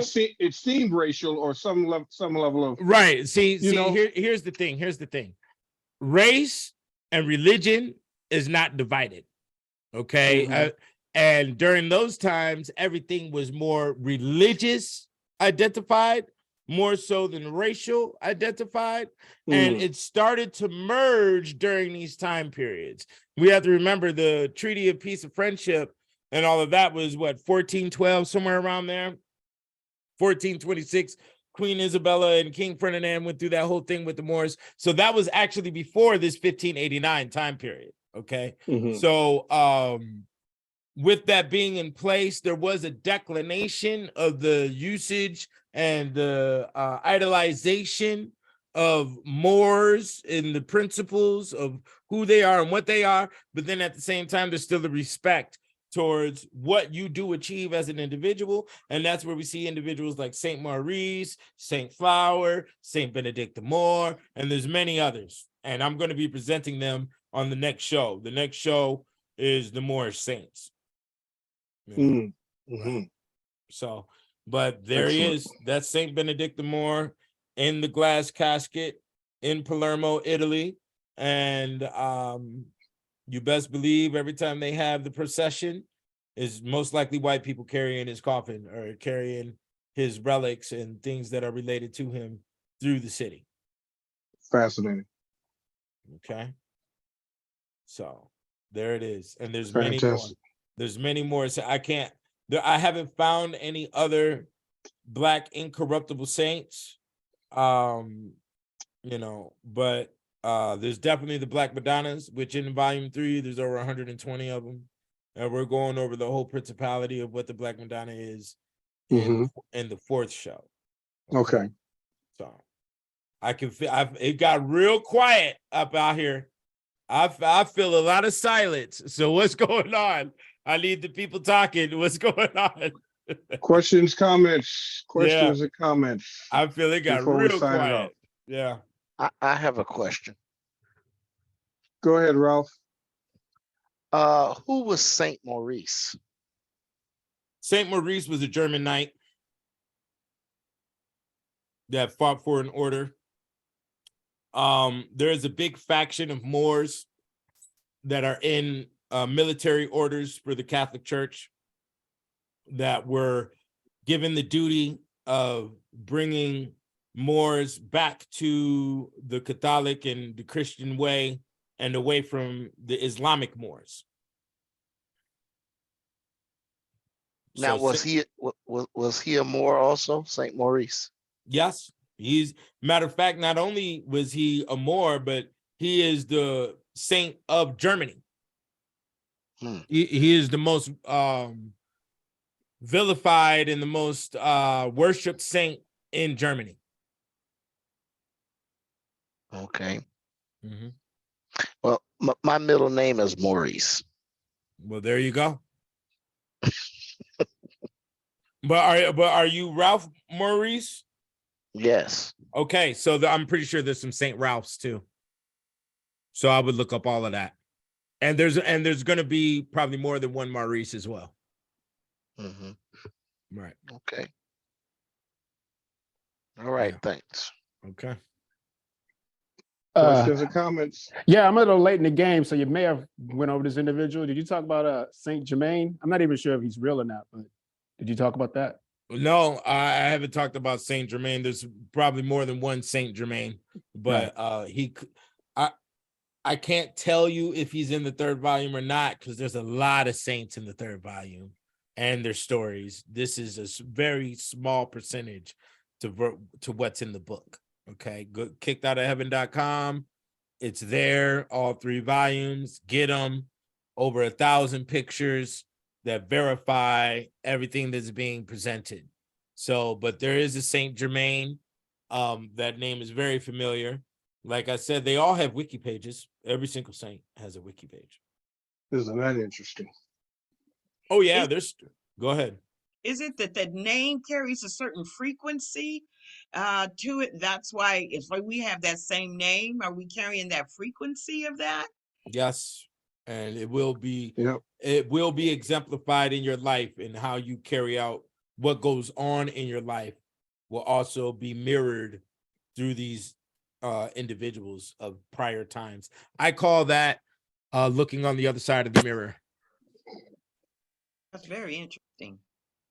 Oh yeah, you represent more than one person. You represent more than one saint. To go deep into it, you may represent gods as well. And you could represent famous dead people. Okay. And you could be living out their lives right now. The name Mary goes all the way back to ancient Egypt. MRY is where it's at. And that's a very old name. So everybody who's lived that name throughout that time period of ancient Egypt to now, you can actually pull from their lives too and incorporate it into your system of operation. This is how products are named. This is how companies are named and titled. This is how streets are named and titled. This is an exact, direct, and correct science that cannot be adjusted or destroyed. This is so basically all the math that you're getting here today, and it is a math, is taking you out of the matrix. You are now in control of your matrix. Okay. You see, Wow. being in the matrix, you're eating the dollar menu and drinking the Coca-Cola. You're, listening to Oprah or Beyonce. You're in the matrix in the connectivity of all others, not knowing what you're doing, following whatever is being influenced towards you. When you understand your name, your dynamic principles, like for instance, I only gave you the saint science of your names. Your birth date is a whole nother saint science. So you put your birth date in Google with the words feast day, and all the saints that show up, which will be about 10 to 20, also represent you. Wow. Yeah. Feast the day? Yeah, the feast day. Feast day. Right. Catholicism also understands that the human likes to party. You're a party animal, you party hardy. Okay.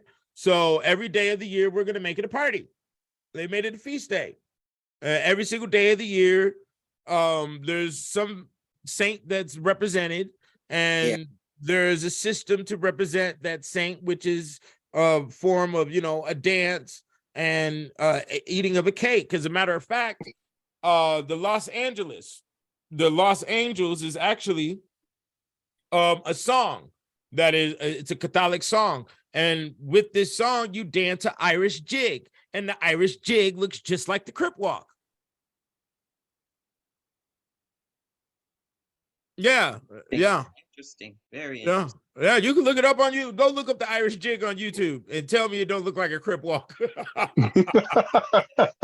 Okay, and the Los Angeles, and actually the song Los Angeles is a song that's dedicated to dead babies. To babies. Los Angeles. Yeah, Los Angeles. Yeah. Yep. Okay. I'm sorry. Go ahead. Maria, were you finished? Yes. Yes. Okay. I just had a quick question. So when we're looking up ourselves, we need to, or when we're looking up the saints, so we can look up the first name, our middle name, and our last name also? Correct. Okay. Yeah. And it could show up as a city. If it shows up as a city, look for the etymology of the word. And that's what I wanted to ask you, because I did look up my last name and it says a place of landing. So how do you, I guess the question is, how do you dig deeper into whatever the hell that's supposed to signify? Well, sometimes you don't need to dig at all. It's automatically playing out. You don't have to dig into, right. You don't, some of these things you don't have to try to grasp and do, right? Because it's automatically playing out. It was the software given to you as birth. So when you were born, you're nothing until you are named. And then when you're named, you play out the software of the I'm name. just trying to figure out, how would I be a landing place near a river or water or a lake? Well, what was your occupation? It's never mind. Ding, got you again. That's hilarious. Got you again. No, tell the people. I Got you. Okay, so tell the people. What is your occupation? All right, a counselor. Okay, you're a counselor. So that's like a sociologist, psychologist, right? You help people. Yeah, mental right? health counselor, therapist. Mental health counselor. You are the landing place. You're the landing place for the freaks in the straitjacket. I'm gonna stop talking, because last week I was casting out 97 devils from the wine.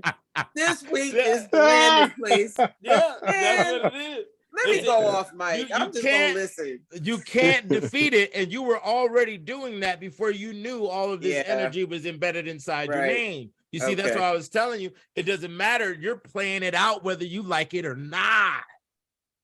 You're already living it out. But for you to be in a consciousness awareness of it, now you know how to manipulate the elements for it to work better for you, so it could be in a better comfort zone. So you know that's what, because some people may be living in a system and they like a job, or they want to do something else that they're not supposed to be doing, and they keep on running against this brick wall, and they don't know why they're running against this brick wall. You see what I'm saying? So now it may be a headache. It could have been a headache before today. So now we understand. You're Melinda casting out 97 devils at a landing place where the retards come. So, they're going to come at you with the demons in them, and you have to have your magic wand and bop a nigga upside the head, and then, get rid of the demons. You know what I'm saying? This is Dr. Shock's fault. See, I told y'all, this is what happens when you connect with Black consciousness. Yeah. We are out of the matrix for sure. Yeah. This is very definitive on being out of the matrix. And I wanted to say that with Maria Antoinette, you have to research your name, Maria individually, Antoinette individually, and then in combination.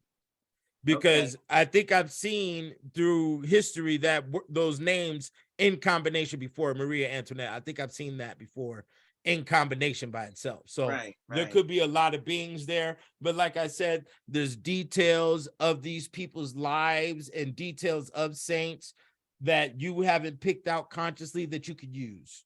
You could use it for your decoration. You could use it for the names of the lotions inside stores.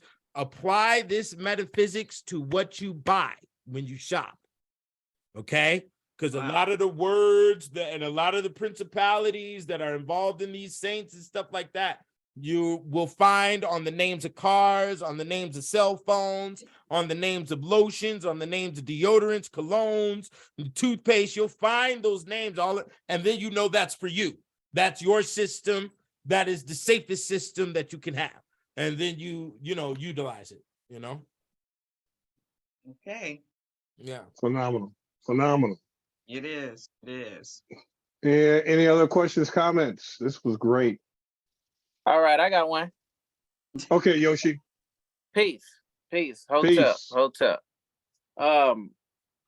With all these entities and spirits that we're talking about, we're in control of them all because all of them have energy. So by us learning about the Egyptians and knowing that all them ancestors, they're in our control because we're in the physical, in the flesh, and they got to work through us. They got to pretty much listen to us in a sense. They don't move through us in a way we allow them to move through us. So we learn about that. We learn about Oshun, all of them. And then we learn about what white folks did to us.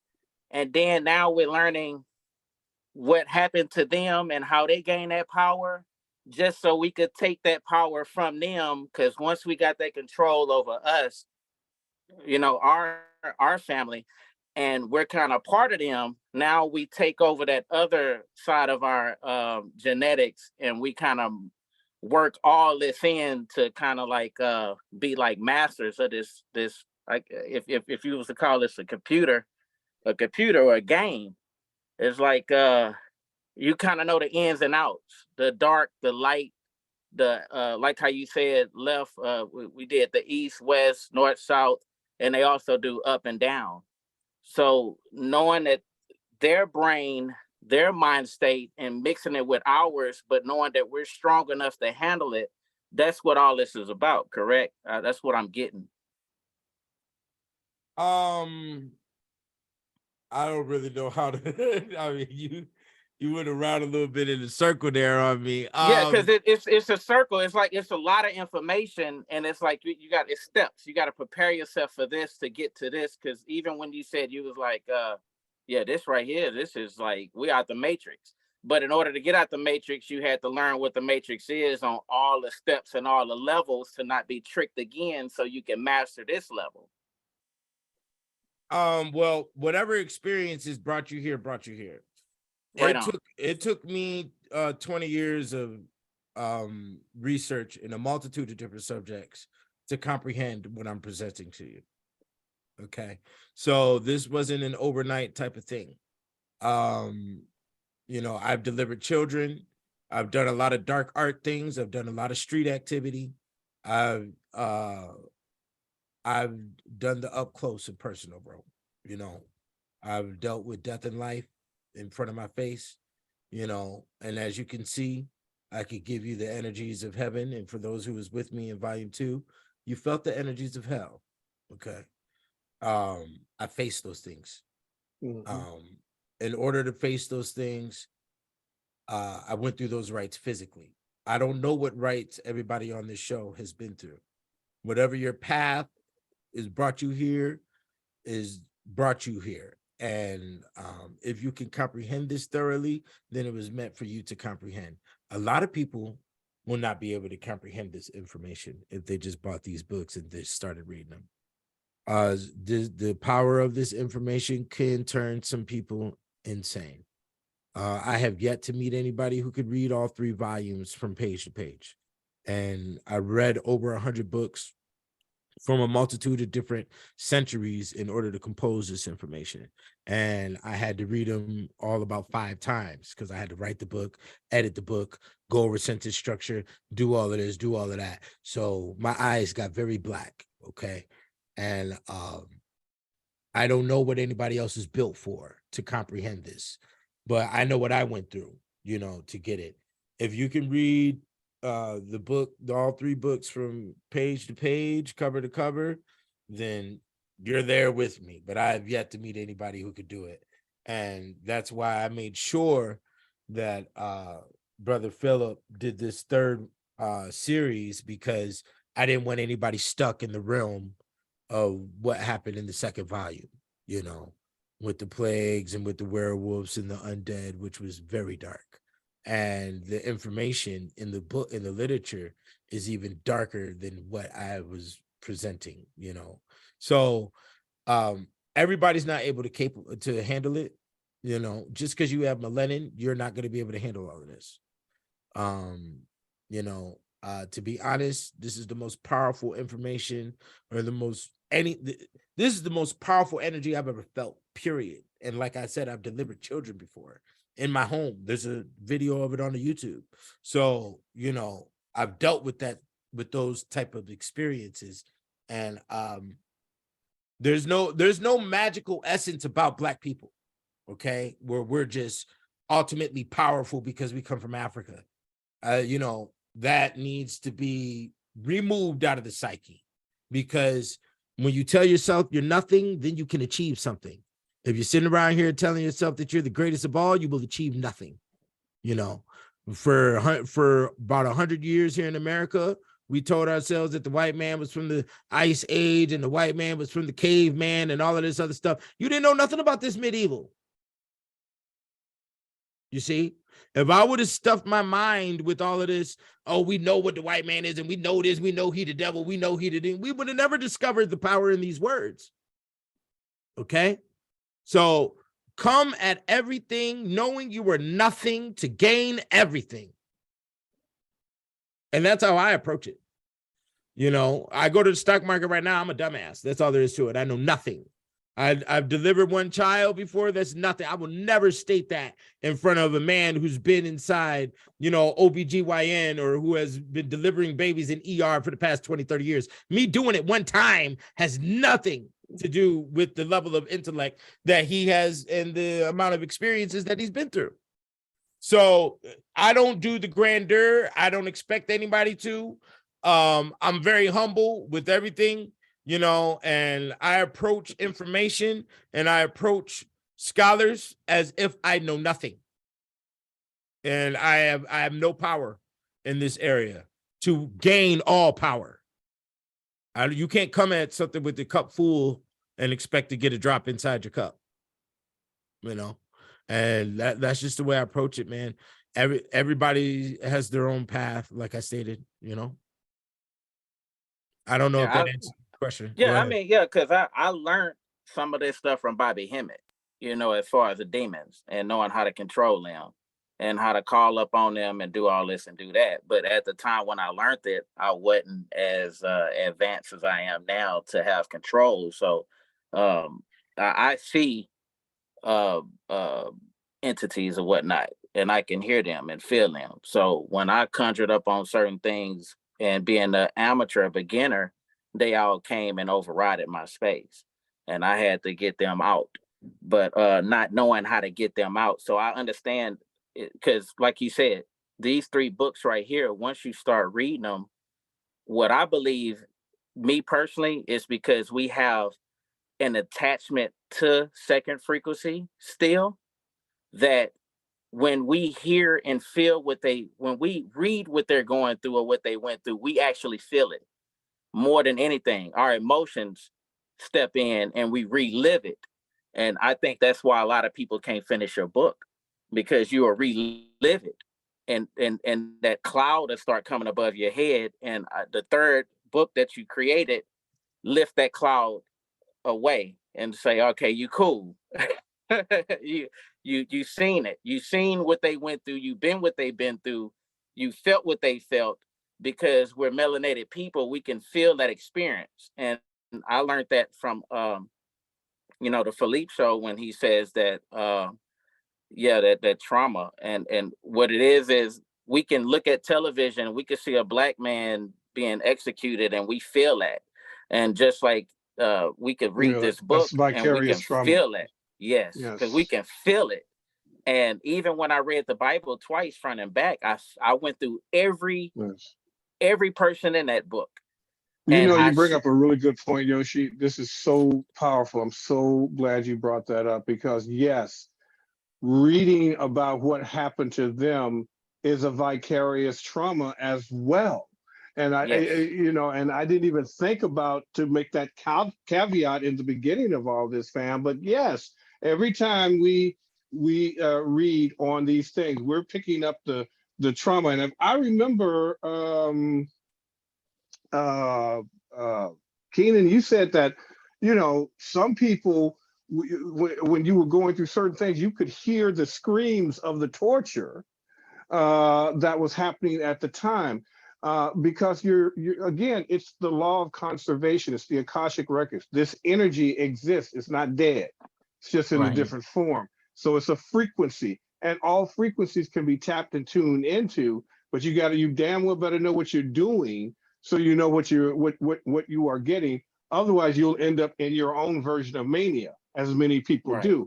How many people you've heard that said they lost their mind or had a nervous breakdown? Those are actual terms of people who have gone through so much that they lost their literal mind. So this is incredible. Great stuff. I want to say this about the trauma thing, because there's a lot of traumatic events throughout all 3 volumes, but I don't see it. I mean, I see the trauma and I understand the trauma, but I admire the survival. Mm-hmm. Absolutely. And that's the point.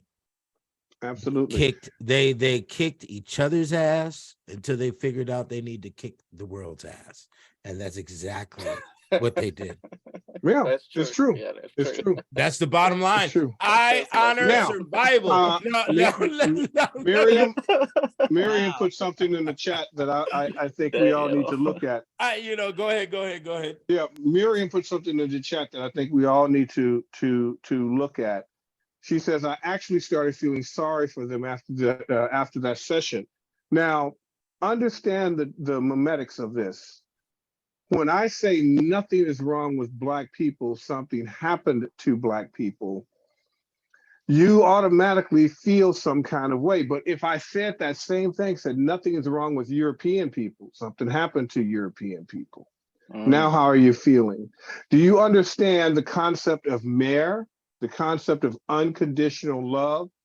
The concept of unconditional love is understanding, overstanding, and inner standing. So this is why, as researchers, but also as metaphysicians, as spiritual scientists, as investigators, no emotion. See, we're not coming at the reason why we're able to absorb this information and even have an attraction to it is because we have let go some of that anger and blame. Yeah. We're beginning to understand what's happening, and now we can think our way out of the situation. Mhm. You understand? We're no longer, see, you're here because something is happening with you, whether it was intentional, non-intentional, conscious, or unconscious. You're no longer a victim. See, all those people that are on the debate shows and yada yada, those are victims. They can't see this. They don't want to win. Melinda, you know about neurolinguistic programming and the concept of secondary gain. When you become addicted to the problem, you don't, the solution will change you to the point where if you can't talk about your problems and bitch and moan anymore, if that's taken away from you, so much is your identity. See, this is why many of us, we was having this conversation earlier with Keenan, and I had it with Melinda earlier this morning. We have thought our way out of a lot of relationships and a lot of communities. What do I mean by that? Is that we have become thinkers like Johnny Coleman, thinkers who think the thought that makes the thing. And we can't go back. Once the mind has been expanded, it can't go back to the way it once was. So you have a super awareness almost to the point of a superpower. You can manipulate matter, and with this, you can change people's lives positively or negatively with this information. You know stuff about Europeans that they don't even know, the regular ones don't even know about themselves.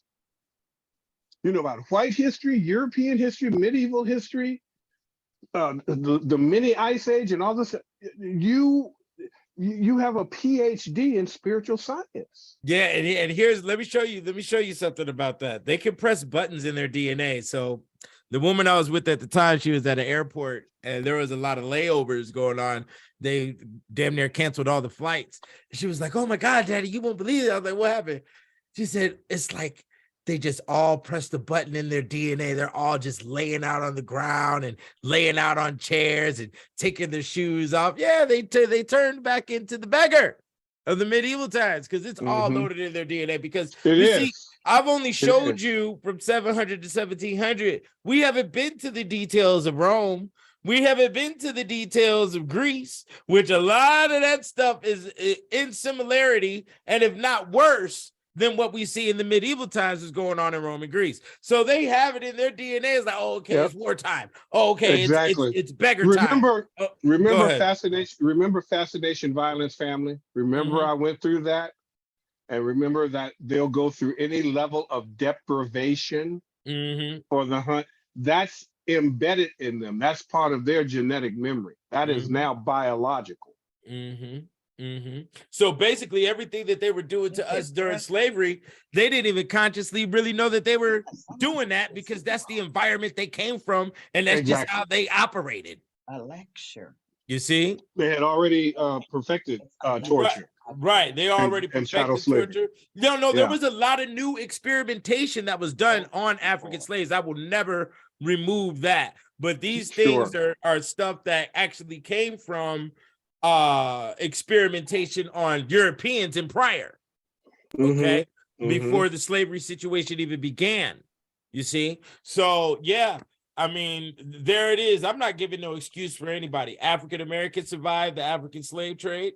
Europeans survived. But what Europeans went through, unfortunately, was way worse than what we went through in the African American slave trade. So we actually got to give some salute to that. And with that, it should stop our complaining about the situation and know that now we can kick ass. And we have to be able to do it in the psychological invention, financial business space. So we could be self-sufficient. As of right now, if I was to tell you to go through a Walmart and pick out foods created by Black companies, you wouldn't be able to make a bowl of cereal. You wouldn't be able to make a plate of food. But the Mexicans can, the Chinese can. They can go inside Walmart and pick out foods made by their companies and go ahead and have a full 5-course dinner at the house. Now, here's the thing about that as well. Not only did they provide it for their people, but it is available for you as well. So that is the mankind space. That is the human essence space that we have to take care of. Not just us, not just Black for Black products. You have to make products for the planet. That's all there is to it. And we have a responsibility to fit in that space. If we don't, your demise is near. That's all there is to it, because we have no self-sufficiency. You see? Music is not enough. Art is not enough. It is, and the true business mind knows that nothing is never enough. And it has to be better every single time. It has to be better. If it wasn't better, we wouldn't be with Lamborghinis right now. We'd still be with Model Ts. Okay? We'd still be around here with wind-up cars. Okay? We are at Lamborghinis now because somebody said, no, this is not good enough. I want better. We're not moving fast enough. I want better. So if we're not at a mentality of not settling for less, we lose. I agree with that 100%. Questions and comments before we have to close it out, family? You know, brother, I resonate with the fact that we need to or should cultivate an humbled perspective. One, because we were first frequency, but we got in this position for a reason, right? So we need to study the history to learn what mistakes we made and Say it. rectify that, you know, Say it. and then move on from there. Because like you said, Absolutely. we were the first guardians of this planet, and we screwed Right. up in some way, form, or fashion. And so we got to learn how we did that and make sure we don't do that again. There it Mhm. is. There it is. Mhm. Absolutely. All right, family, let's get together as our family. And this is truly a first family right here tonight. And we give thanks to Amma and the ancestors for bringing Keenan into this level of awareness and then being able to share that with us. And then for us to be able to have the mindset to be able to receive it is absolutely letting us know that there's a such thing as a chosen people or a chosen few. And for that, we simply say, I am one with first frequency. I am one with first frequency. I am one with the first thought idea. I am one with the I am first one thought with the idea. first thought idea. I am one with the firstborn people. I am one I with the am one with firstborn the people. firstborn people. I am one with the only one. I am one I with am the one only with the one. only one. Ashe, Ashe. and so it is. So it So is. it is. See y'all next week. All right, fine. See you guys next week. And Sandra, Thank thank you you. for. I'll get the right. Thank you. I'll get the right replay out to all of y'all this time. I apologize for that. Thank you. Oh, Keenan, I ordered my books. They haven't come yet. When did you order them? Maybe a week ago. It's too early. I've already sent everything out. I don't have any, so just email me right now what your zip code is, and I'll give you your tracking number. Oh, okay. All right. Thank you. All righty.